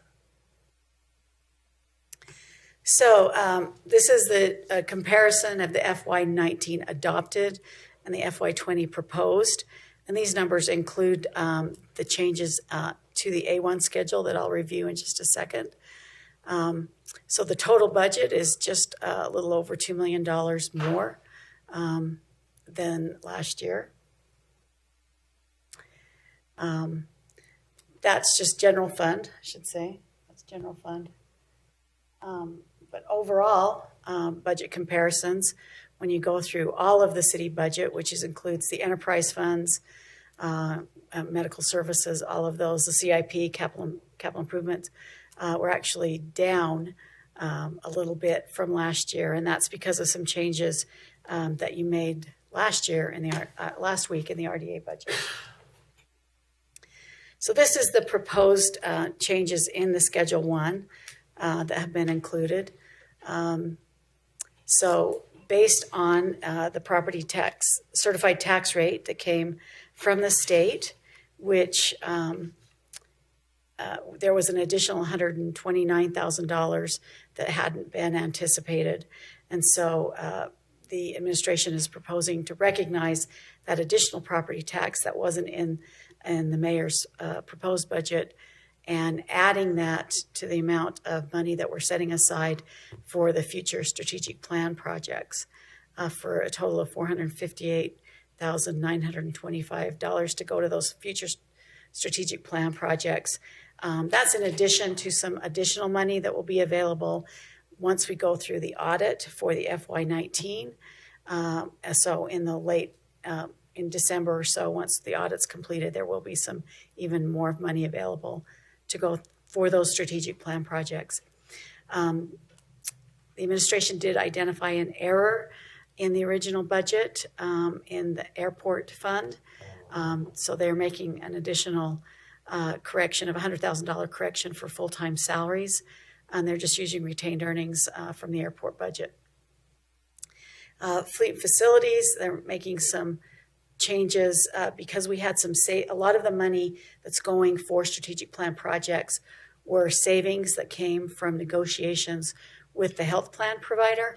And so that's what that reduction is in fleet facilities, which is an internal service fund.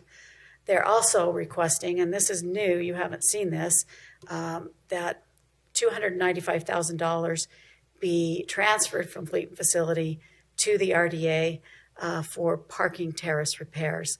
The revenue, that $295,000, comes from CAM charges, that common area maintenance charges that the tenants at the junction pay, and that goes, the fleet facilities has been collecting that. So the proposal is to transfer that to the RDA so they can make those repairs. IT, that's the reduction in the health for the health insurance risk, that reduction. CIP is the grant funding for a grant they recently received for the Trackline Parkway Trail of $125,775. And then, based on your actions last week with the RDA budget, we are reducing the transfer to the RDA $1.5 million and leaving that in retained earnings. And this is so that you can take an opportunity to look at some additional projects that have been presented, that were funded, proposed for funding in the RDA, but which you hadn't seen. And so this is just sort of setting aside that in retained earnings from BDO lease revenue until a future budget amendment. So that brings that the total proposed changes reduces the actual budget presented by the mayor by $917,000. I did want to mention, and I didn't put this in, but the certified tax rate, because of the way the property tax is calculated, we are allowed to keep the same revenues that we received last year, plus any new growth. And so because we've had a significant amount of growth this year, the average home price went from $196,000 to $224,000. And so the certified tax rate, which is also part of the budget ordinance that you're adopting, is 0.002876, down from what it's been for the last couple of years, 0.003103. Do you have a percentage? A percentage of? What the decrease was? I don't have that. I didn't calculate that, but it's, sorry. It's probably in the I just think you might have it on the It's overtime. yeah. Okay. Yeah, we didn't calculate it. Sorry. Yeah.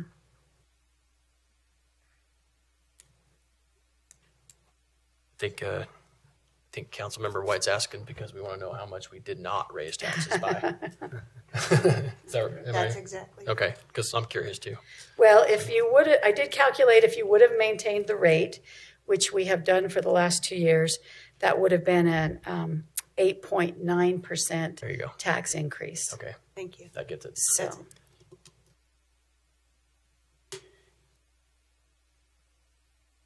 any other questions? That amount in retained earnings, how does that affect next year's budget when we go into the budget session? So anything that's in retained earnings, it's like your holding it. It's like your savings account that's not part of your budget, right? So it just sits there until the council or the RDA board appropriates it. So it just sits in fund balance, and the auditors check it to make sure that it's not going anywhere, and it just sits there until it's appropriated. So it's still on the books, though. Right. Okay. But not in the budget.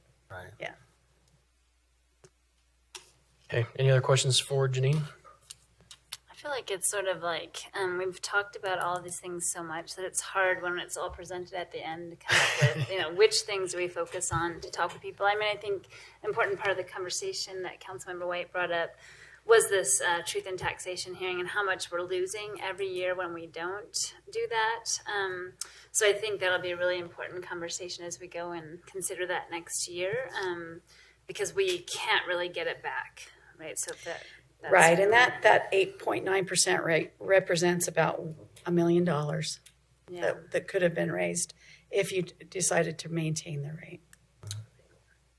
The positive entity to that is that we're looking forward and moving forward.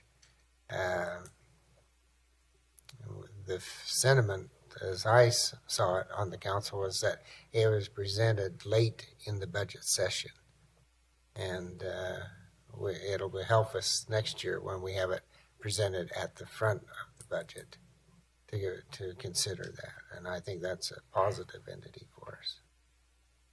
Yeah, and to add to the sentiments that have already been expressed, not only did we not recoup $1 million in revenue, I think it was Councilmember Heyer that mentioned it in the work session, a sentiment I agree with, that we also saved the residents $1 million in taxes to us. So it's difficult because we're hearing about the need for police and fire salary issues, but we're also hearing about the need for some relief on cost of living, and adding more tax burden doesn't help with that. So, but I think our conversations about truth and taxation this year were overdue and needed, and we do need to take a more systematic approach to that. So we are in the midst of completely retooling our timelines and approach to budgeting. It's no longer just a this time of year thing, it's an all year thing, right?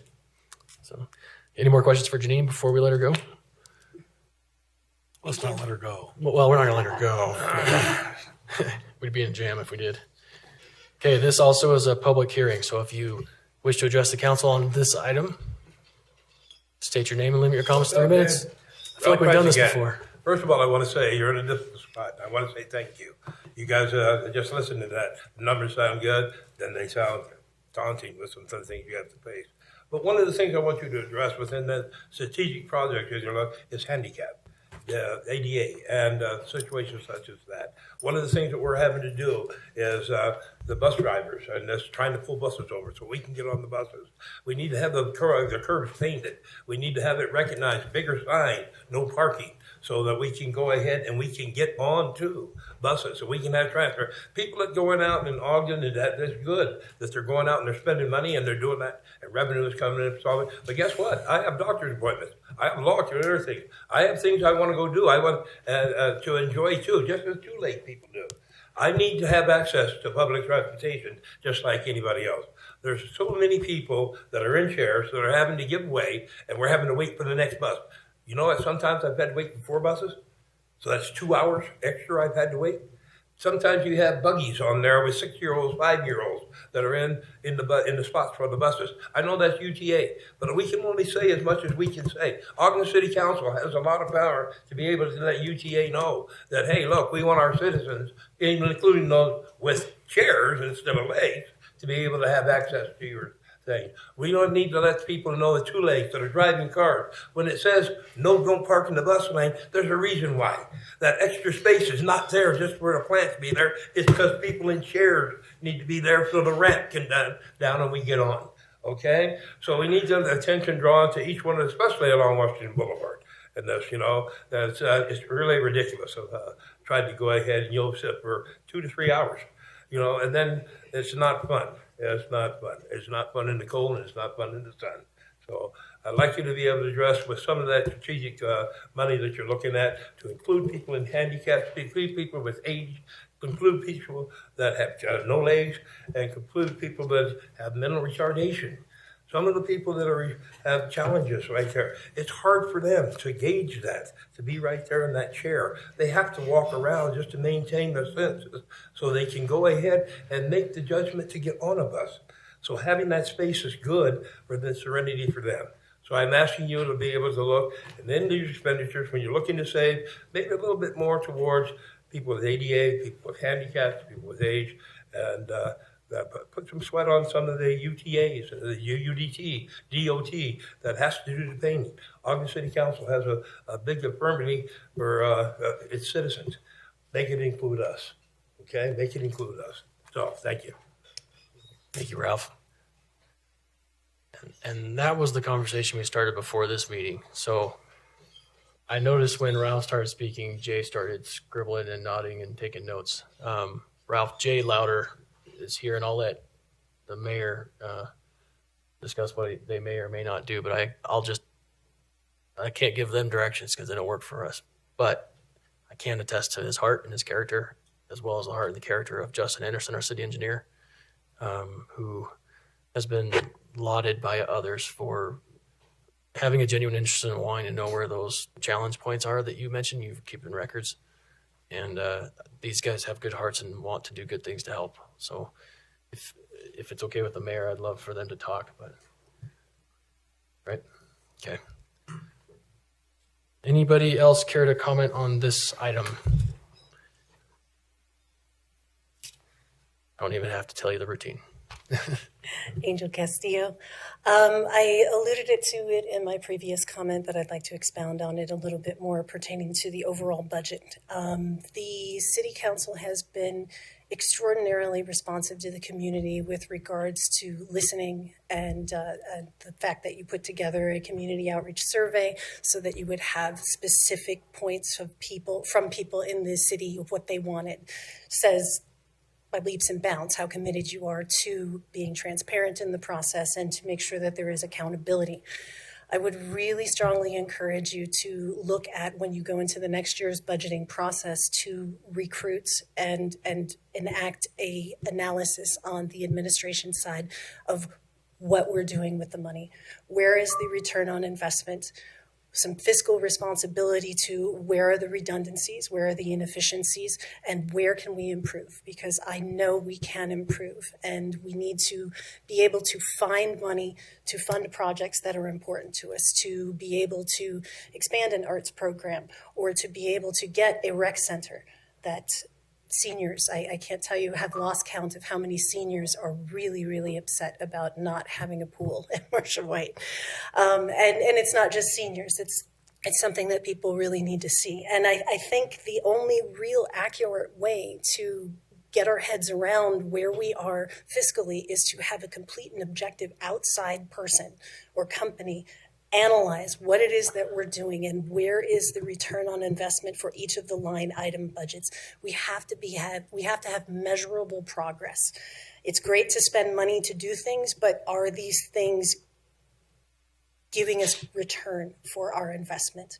Is it a financial return or is it a cultural return? Those are both acceptable things, and that's your job to figure out where that balance lies, because there are a lot of cultural investments that need to be made for the life and happiness of a city.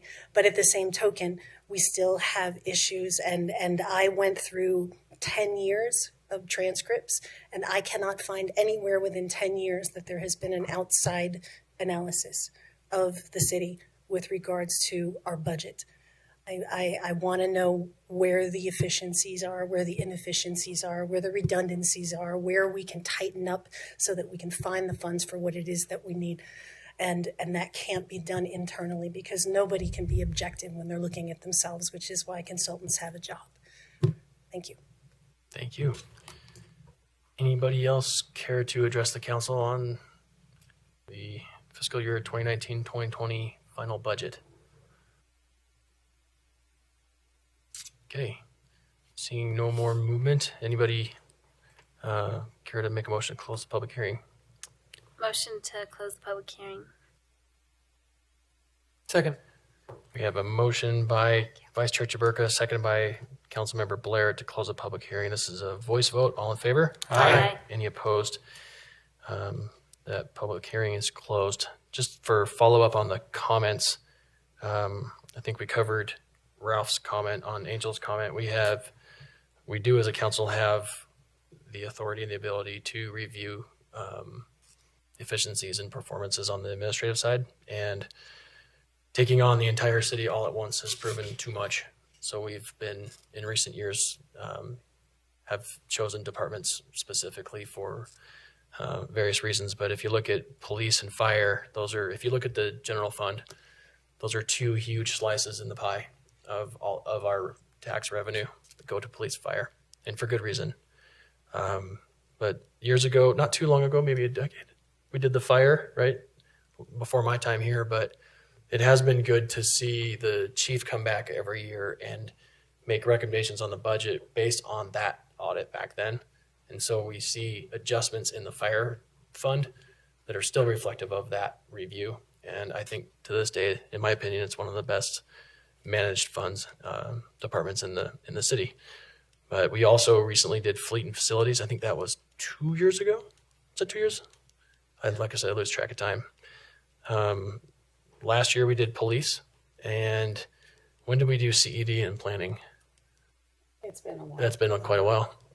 But those take a lot of time and money. And this year, something that has been mentioned is that we'll be doing a employee evaluation, not of their individual performance, but of the salary as you can see in the budget, a big chunk of our new growth revenue goes toward that 4%, just to try and keep up with inflation and competition in the private sector, et cetera. So that specifically is what we're going to be looking for answers for next year. And what we're hoping to be a little more targeted, maybe not a 4% across the board, but maybe we can be a little more targeted and adjust some departments more based on the findings of the review. So, Chair Nadolski, I yeah. just have another quick comment too, that although I haven't been on the council as long as Councilmember Stevens, but we have changed the entire budget process to begin with. And so we do ask questions of each of the departments of what are their cost savings, what are their efficiencies, what have they seen. True. So it's almost like it's getting pre-planned in their heads that has to come to the council. And so at least some of the things that we hear are because of the questions we're asking them. So that has changed about the same time you got on. So You're right. Thanks. That's a reminder. Gosh, we've done a lot. It's good. Yeah, I think those department directors and division managers know that they're going to be asked for that. And so through the year, not only are they looking for the efficiencies and achieving them, but they're coming back and reporting them. And that's something that we need to know before we'll consider any other increases. So thank you. Okay. Any other questions or comments before entertaining a motion? You ready for a motion? Yes, sir. I would make a motion that we adopt ordinance 2019-25. Second. We have a motion by Councilmember Heyer, seconded by Councilmember Blair to adopt proposed ordinance 2019-25. This is a roll call vote. Councilmember Lopez. Aye. Councilmember Stevens. Aye. Councilmember White. Aye. Councilmember Blair. Aye. Councilmember Heyer. Aye. Vice Chair Chaburka. Aye. Chair Nadolski. Aye. That passes. Congratulations, everybody. Yeah, I know. She's happy. We can clap. Yeah, The community's like, yeah, thanks, great, you did your jobs. But we're like, job done. It was exhausting, but It's just a milestone. it's just a That's all it milestone. is. It's It's a milestone. I know, but we've all looked forward to it, and thanks to everybody that contributed to it. So much time has gone into it. We still have some work to do. We're going to get back into the next year's budget, as we mentioned, but the strategic planning set aside is something that we're going to be addressing in the near term for next fiscal year, starting July 1. We went and had a really robust, I think Ms. Castillo mentioned a public survey to find out what people's priorities were with the intent of implementing it next year, but we were getting feedback and we're trying to pull some money and set it aside so that we can get those results in the coming months and plug it in quicker than waiting another year. So that's the intent of those, and comments tonight have been well noted for that. So before we move on, any comments from council members or administration on the budget items tonight? Okay, we'll move to item number 5, report from the Planning Commission. Rezone a property at 240 West 17th Street. Greg, thanks for hanging in there, man. You're a veteran at that.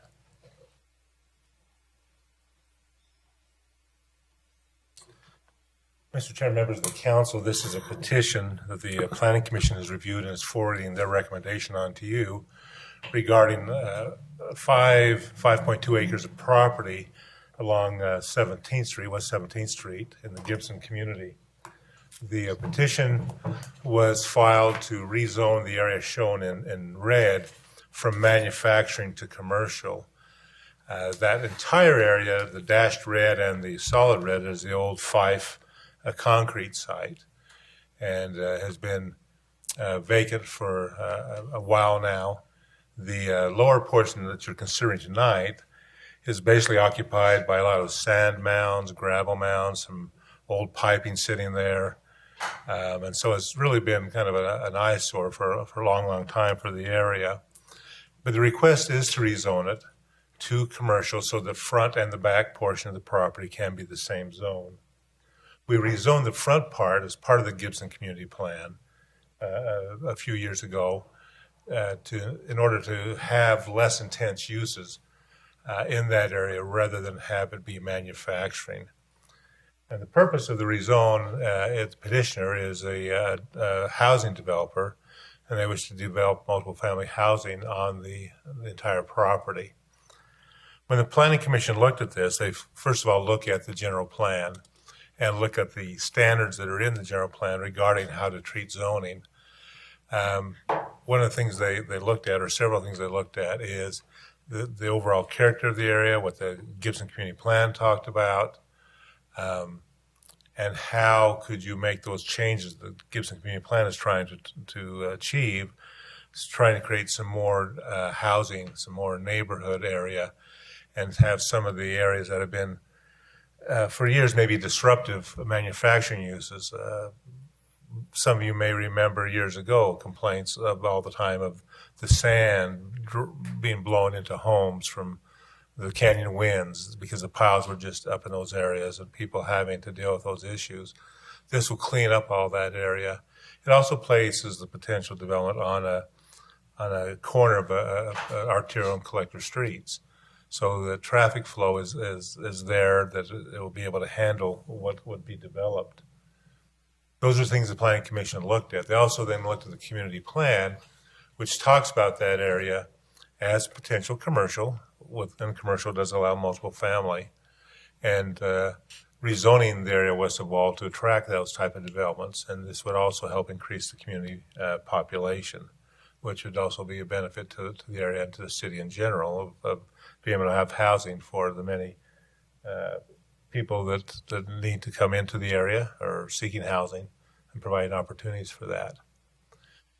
So as the Planning Commission discussed this, their recommendation to you is a 6-0 vote to rezone this property to the C3 zone and no longer leave it as M1. So if you have any questions of me, this is what the request is for tonight. Any questions for Greg? So I just have a quick question. So the rezone, could the petitioner have built within an M1 zone? Could they have done it multifamily? No. No, just manufacturing. Just manufacturing. And M1 is light manufacturing? Light manufacturing, yeah. And that was what actually... would be an example of light manufacturing? Well, light manufacturing would be any type of general industrial manufacturing, taking an item, making it into something new. The difference between M1 and M2 is M2 is a lot more junk and salvage, flammable liquids, those type of things, storage, and that. M1 still allows outdoor storage of different things, contractor storage yards, those type of things, but it doesn't have the heavy junk and salvage type things that could go to, or hazardous material handling. Thank you, Greg. Any other questions for Greg? Okay, I believe we have the petitioner in the crowd. It's customary to offer. If there's anything you'd like to add? I don't think so. My name's Randy Smith. I'm with Fieldstone Homes. We're excited about this project. Greg and his team have been fantastic to work with. I'm just here to answer questions that you guys have. Okay, thank you, Mr. Smith. Anybody have any questions for the petitioner? No. How many units are you going to put on the property? We're still working to finalize the site plan, but 250 units.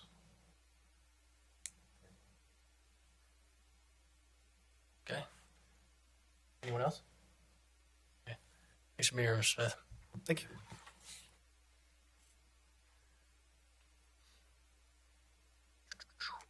Okay. This is not a public hearing, so if there are no other... This is public input, though. We don't need to open or close a public hearing, but we will receive public input on this item. If anybody cares to address the council on this item, come on up. Again, I'd like to address the issue of EPA safety and also some of the EPA. Oh, I'm a big mouth. Can't you hear me, Ben? Oh, I can. EPA safety and some of the things, environmental type thing. You talked about the light Where's he at? Right here, like the light fuels that was there. We're talking about buildings that were there before. That sand level and that into that dirt level that's there. What is the levels are there for the ocean and knee shafts and all in that? We looked at that for years and everything. Thought asbestos was one of the wonder thing. Next thing you know, we find out it's carcinogenic. So as we look to go ahead and we look to expand Ogden City, which I'm all for, but and have more industrial things. One thing I want to be cool about is I want to make sure the environmental impact on those future homes and those future businesses there are not going to be something that's going to be detrimental to the community itself. So I just want to make sure that the EPA's been done for the builders and whatever you're doing to do that ground.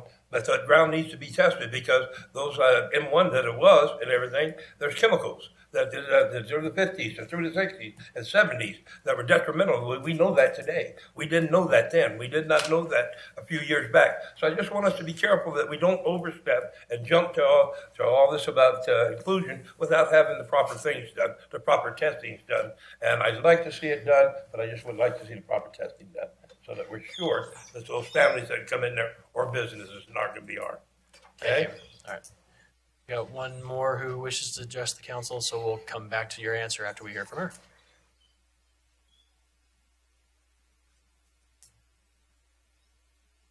My name is Linda Henderson, and we live at 220 West 17th Street and 218.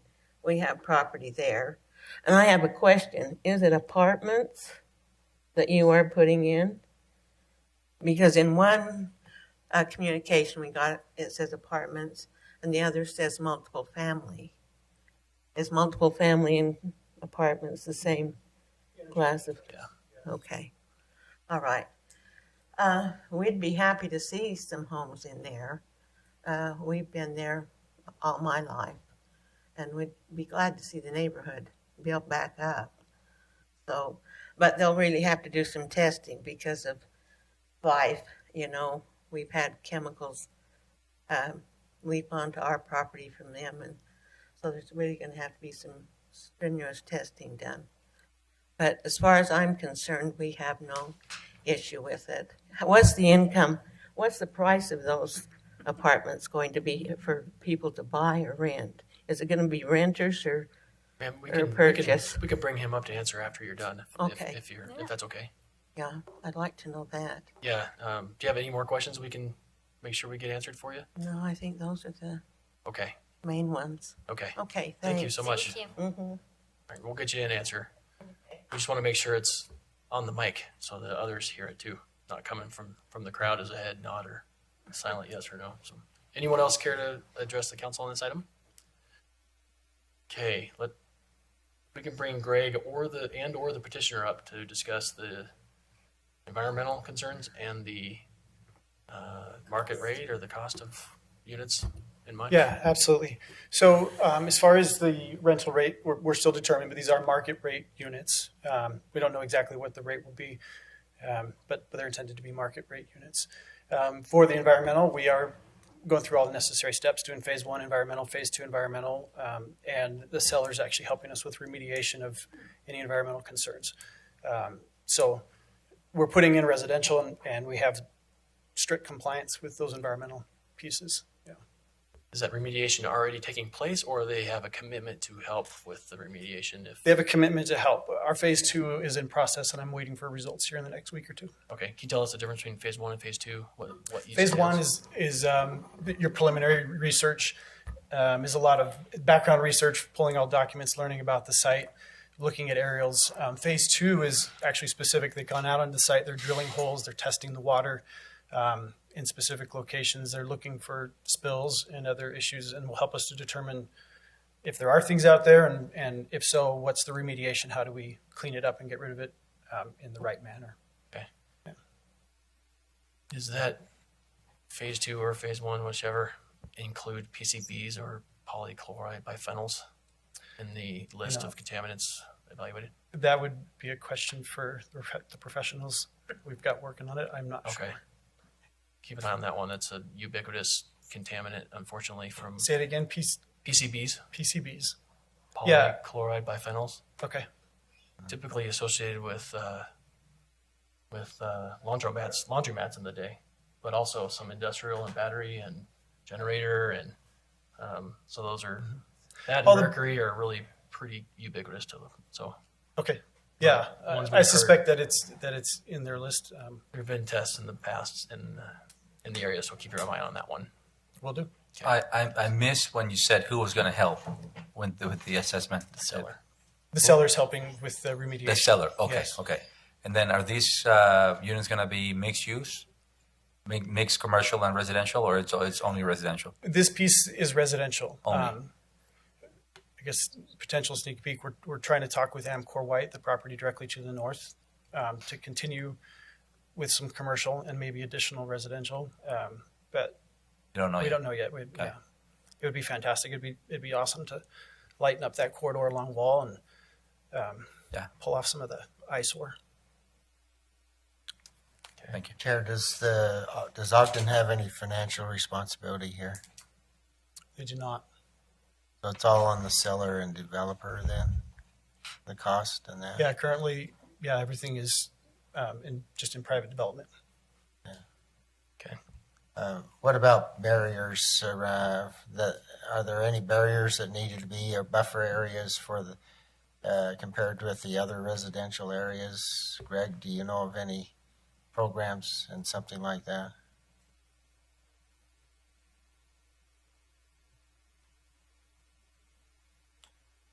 Part of the design process and their approval will require, and this is something Randy and I have talked about that they really want to have happen, is create a good buffer wall between them and Oldcastle to the north, because that doesn't help their neighborhood to look into their yard, and so they'll be looking at creating screen fences in those areas where they have those views, but also where parking lots may be to other residential areas. The ordinance requires those to be screened, so maybe the homes that are to the south, if there's parking lots there, there's a fence that's screened so they don't get car lights into their yards.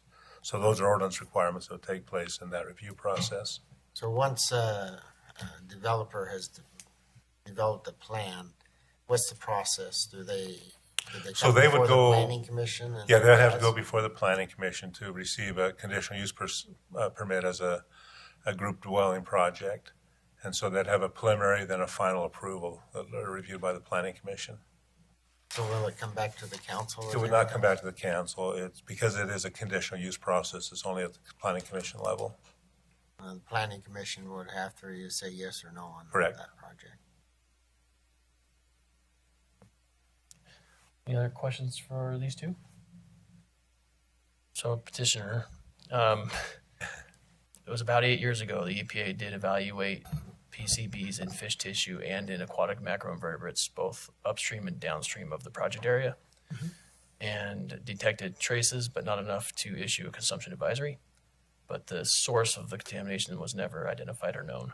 So just don't take it lightly. It's just something to be mindful of. Okay. Yeah, and absolutely. relative to the comments we've heard tonight.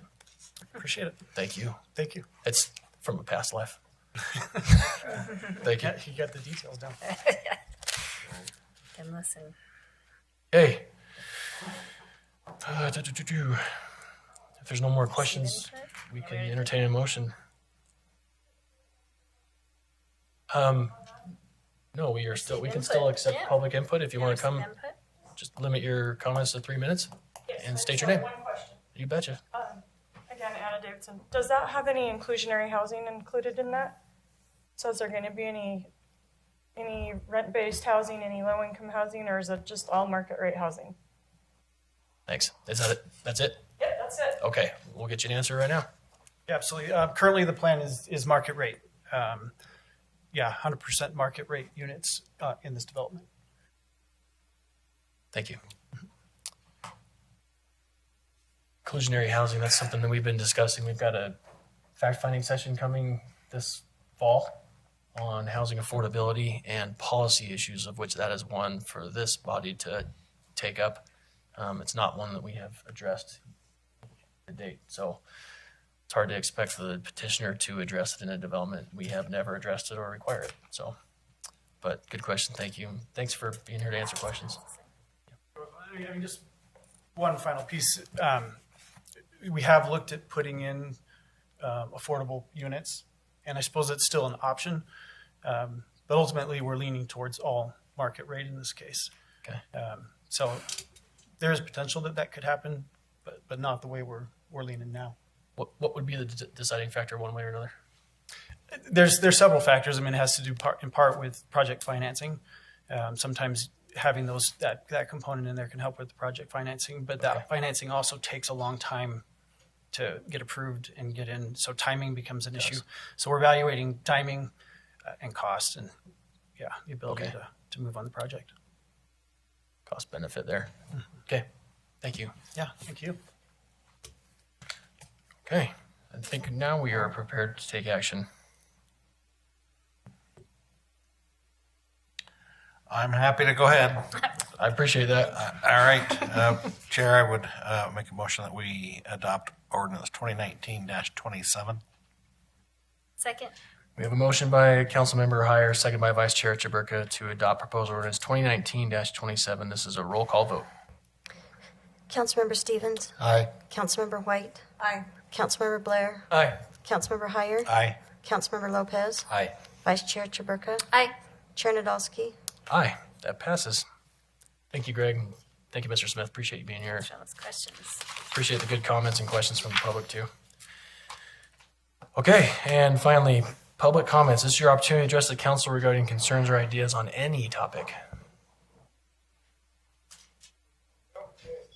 Okay. Leaving or coming or going or. Love talking to you so much. Yeah. That's really what it comes down to. Angel Castillo. Piggybacking on what was just said, I want to talk to you about something that I sent you an email about in February of this year, and it had a whole bunch of links and had a basic review of inclusionary zoning, tiny homes, accessory dwelling units, and the need for this type of workforce housing management in Ogden.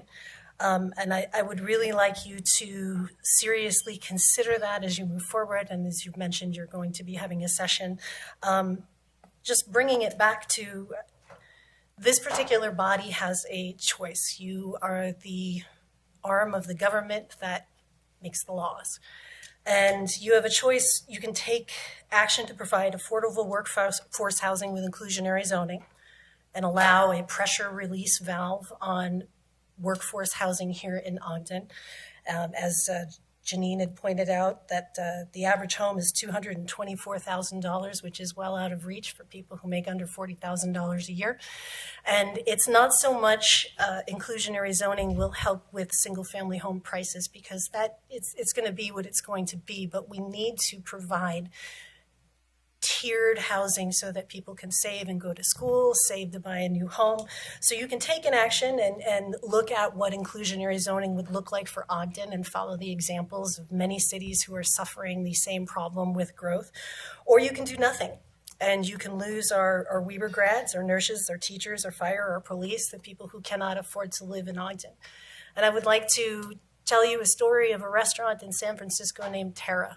Terra had been in existence for 14 years. Terra had a Michelin star. Terra had a 2-month waiting list. And Terra closed last year because they can't staff the restaurant.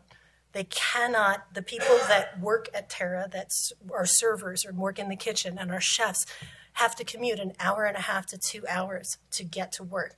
Now, granted, we are nowhere at the level of San Francisco, but I promise you the pain points to this scale. Okay, you were addressed in August of last year by the Salt Lake City Chamber of Commerce, and they had this lovely 2-page PDF about growth, which was a Kempsey Gardner report. Because most of the data you hear about housing keeps referring back to 2012 census, which is useless. Data is only good when it is fresh and when it is relevant. And in that report, they ponied out the statistics that, well, our market housing is at a lower price point than Seattle. When their boom started, we are tracking at exactly the same percent.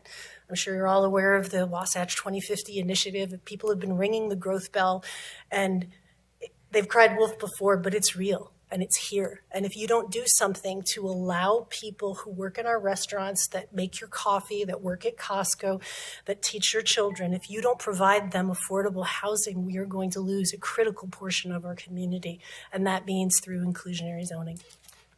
Thank you, Ms. Castillo.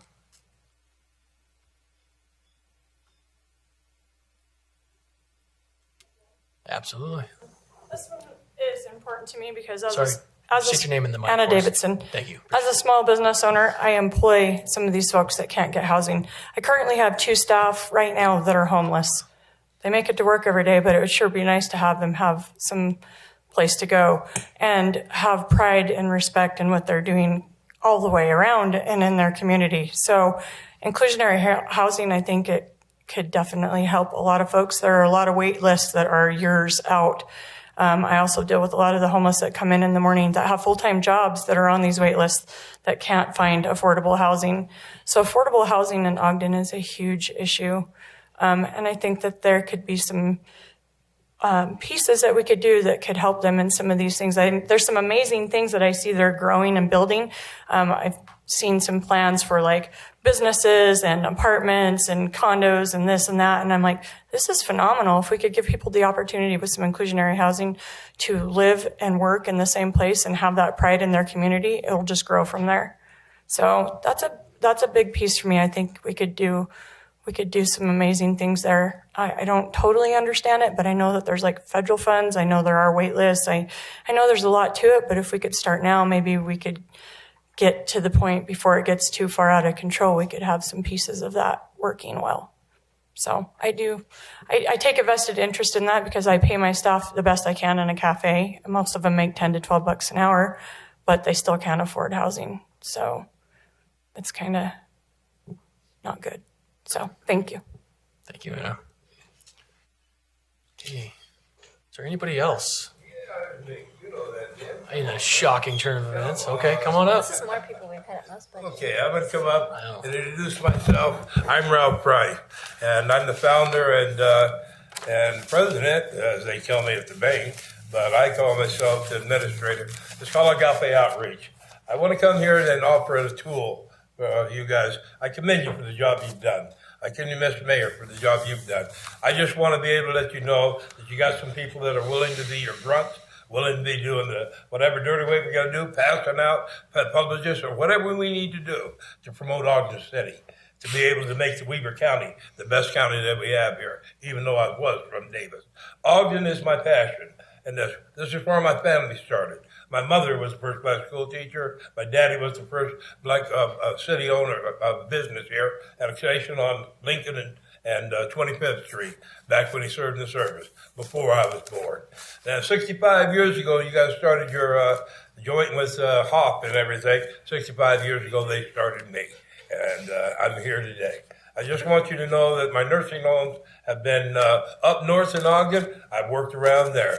I've been in up Weber State with Crestwood, Hewitt, and I just came out of it. But I've been in Roy in the ones out there. I've been working for Weber County in Ogden ever since the last 7 years, but I've been doing it from the grassroots. And I want you to know that I took this last 4 months and I took myself and I got corporate sponsorship behind it. Instead, I don't have to come out of my pocket anymore. But I want you to know we got 19 homeless people going to Weber State. We got 134 families that are in the homes. We got over 1,586 people we've helped since the first of the year. We've got 349 people that are going to tech schools or gone back to their families in different states. And they have pride and they have character in their lives. They're looking to be more than just put their lives back there. They're looking to be something in their neighborhoods, in their communities, and in their cities. That's what my program does. It's called Agape Outreach. It's a reflection of me. You see, I stick my nose in everything. I find out about the grass he's got to grow up, the dirt has got to be there, but I also find out, we give you guys pay for what you do, give ambassadors and cops that they got coming. Love multicultural diversity. We'll be working for that. We'll be a pain in your tail, and we'll be one of the ones working the hardest for you. If you need anybody to clean the toilets, give me a call. If you need anybody to pass off tablets, give me a call. If any way that we might be a benefit to Ogden City, give us a call. Because I've got people that are looking to put their lives back together, not only stand up as men and women, children looking to go ahead and educate themselves, but I got people that want to be parts of their neighborhoods, benefit to the community, and they love Ogden City. Bam. Agape Outreach, you guys, we're here. Introducing to Ed. Thank you, sir. Hey, anybody else wish to address the council? Okay, well, appreciate you guys all hanging in there and participating tonight. I think it's the most participation we've ever had in the budget. Since I've been here. Since you've been here, yeah. Okay, comments from the mayor? Yeah, a couple quick things. Ralph, I appreciate you saying you're going to be one of the Ogden grunts. I think collectively we would all say that we're right there with you and that we're Ogden City grunts, so I appreciate that. Do want to clear up a couple of quick things. One of the things we've made a priority to do, and I think you guys that have been here for a little bit would get us, we have made that 4% staff increase the first thing we've addressed in the budget. And some comments have come up that have made that kind of seem like it fluctuates or anything else, but our department directors, every time we sit down for the budget retreat, 4% for all of our employees is the number one thing that we do, and everything else comes second. And so our department directors have really taken a priority in taking care of their people, and I think that's important to say. And I'd also like to say we feel the pain of the public safety groups, and we listen to them, we talk with them every week. It's a priority for us. It's not just a pinch that we're feeling. There are 700 open positions in public safety along the Wasatch Front right now. It's not just Ogden City. And it's difficult when a city like Salt Lake benchmarks against a Seattle or a San Francisco or a Denver, which are the three cities they benchmark against. Ogden City is not a Seattle, a San Francisco, or a Denver. And so matching wage for wage is an issue that everybody collectively is feeling along the Wasatch Front. And having that many open positions makes it a real difficult balance. How do you judge that? Are we just going to be in a pay race the entire time, or is there cultural things that we need to work on? Are there training issues we can provide? That's something that is a huge consideration for us. And I want to stand you guys up, because in 28 years, we hadn't had a single truth in taxation hearing. And the three that we've had all went to pay for public safety over the last number of years. Every one of those dollars. And so you guys have taken stands that we haven't had the courage to take in a long time, and we appreciate that. So I don't want the narrative to be that we're not focused on our public safety and what's happening there, because we have collectively made some really hard decisions to address that. And I think it's important to recognize that. Decisions a lot of other cities haven't been willing to make. They're a priority. Those people that put on a badge, stand and watch, take care of us when we're in times of need, are a huge priority for us, and we've showed that through both words and actions. And I'd also like to say, those management audits that were talked about, the independent group that comes in and looks at every single department we have in the city, you guys do that every other year, and we've been doing it for a long time. And so that independent analysis has been happening. Appreciated you recognizing that. That's not something we collectively can do. Nobody can come into one of these positions and say, I know exactly what to do with engineering and stormwater and sewer and police and fire and everything. Nobody has all those answers. We require that kind of independent analysis, and we've funded it and we've prioritized it. So that's a credit to you all as well, and we'll continue to do that. That's a huge part of how we work better collectively. Nobody comes in with all the answers. And so just wanted to make sure you all got credit for some of the things that we have been doing, that have been happening here for a long time, and give people that have made the decision to take tough choices. And we've had truth in taxation hearings where we've been here for 5 hours, and people had torches and pitchforks and everything else, but the decision was made that they're a priority, and I appreciate that, and I don't want that narrative to be lost. Thank you, Mayor. Comments from council members? Just one quick comment, Chair. I just want to say on the record that I do have and share concerns that we heard today about inclusionary housing, and I know that I think that all of us do. And so I just want to put on the record that I want to request our council to look into that. I don't think that we can continue to kick the can down the road. I think that I personally learned lessons when we made those visits to Denver, and what happens with cities when this kind of growth occurs and the income gap gets larger and larger, and our lower income families get squeezed and more squeezed. And so I don't mean to be reactionary right now about this, but I made a decision that I need to stay true to my principles and my values for why I run for to be in this position, and I need to have my convictions and speak honestly and boldly about the things that are important to me. And so, in the near future, I plan on using the power of the mic when we're discussing these issues and talking strongly and potentially opposing any future development that doesn't address this issue, because I don't know how else we could address it. So I just wanted to put that out there. Thank you. Of course. Thank you. Any other council members care to comment? I'll take a few minutes. It was great to see the Hof people in, and especially in their purple shirts. That was outstanding.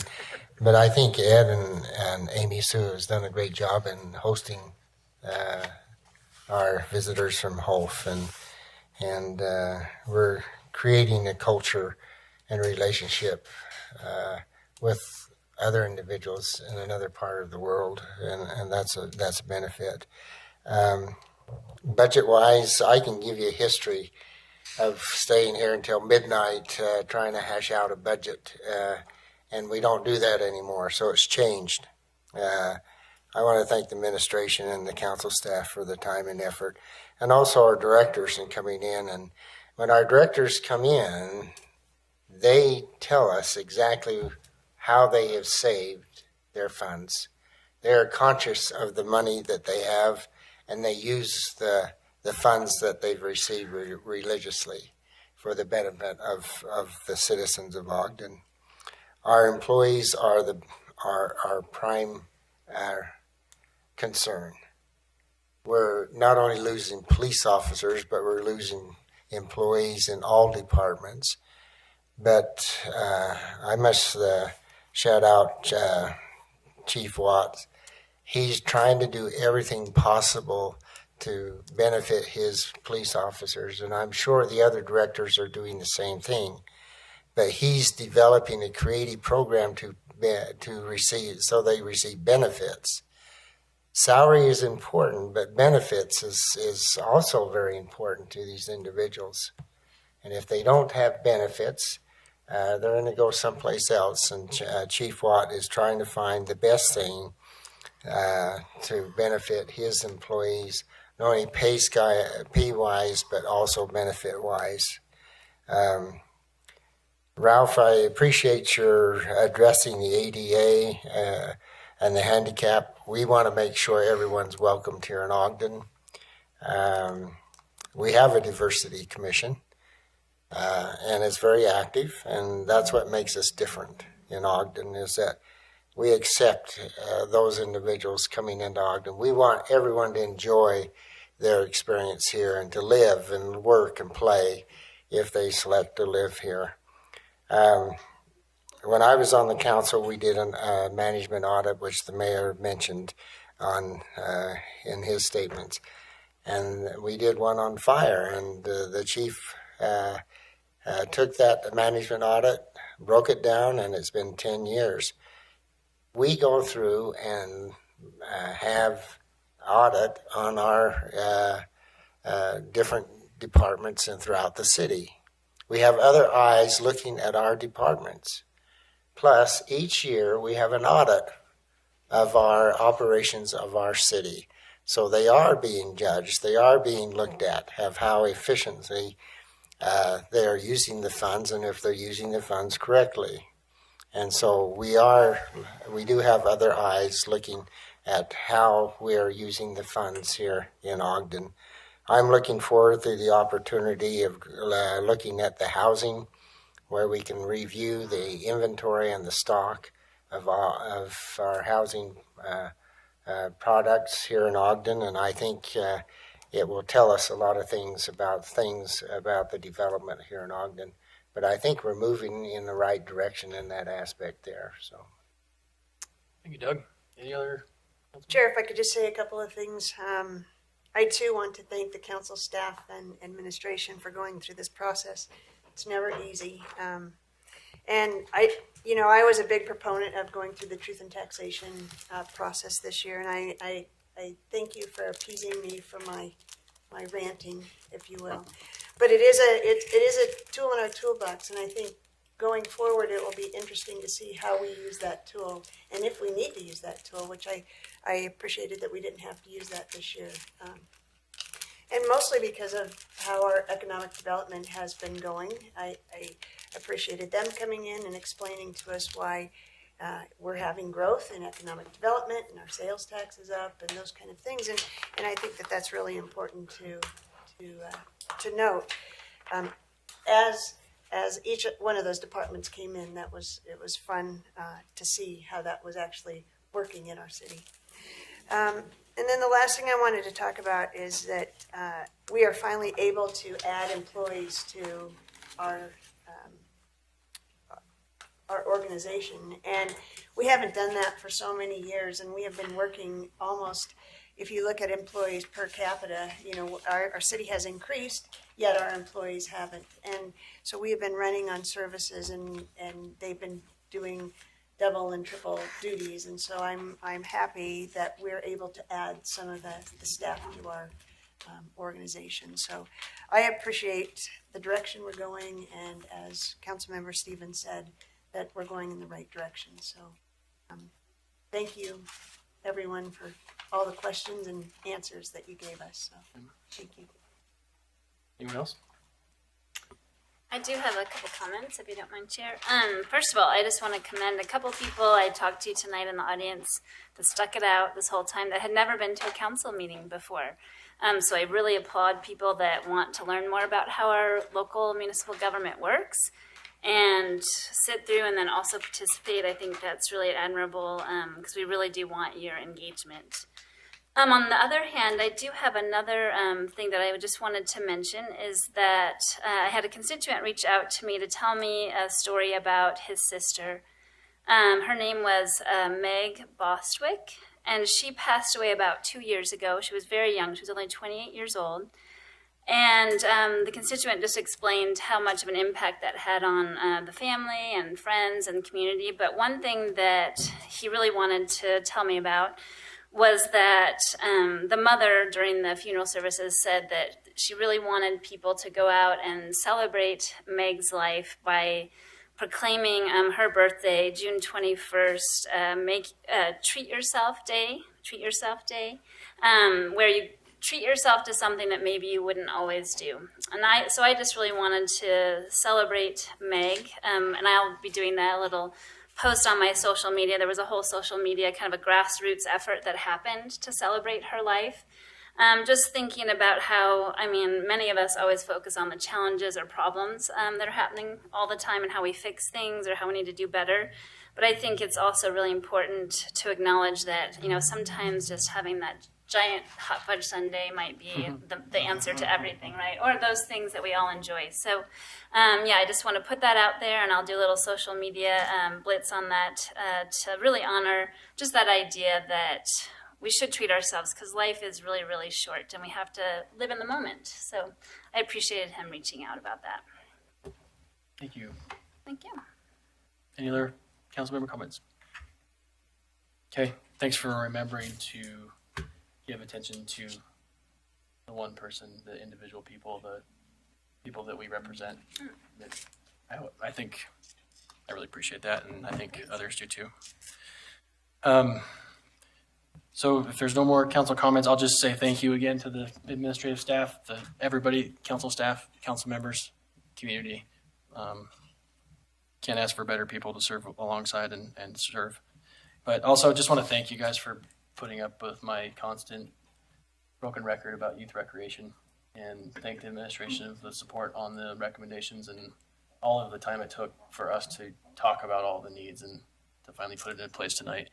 I'm telling you, there are some incredible kids in this community that are really, really good at sports, and they're becoming really, really, really good versions of themselves through sport.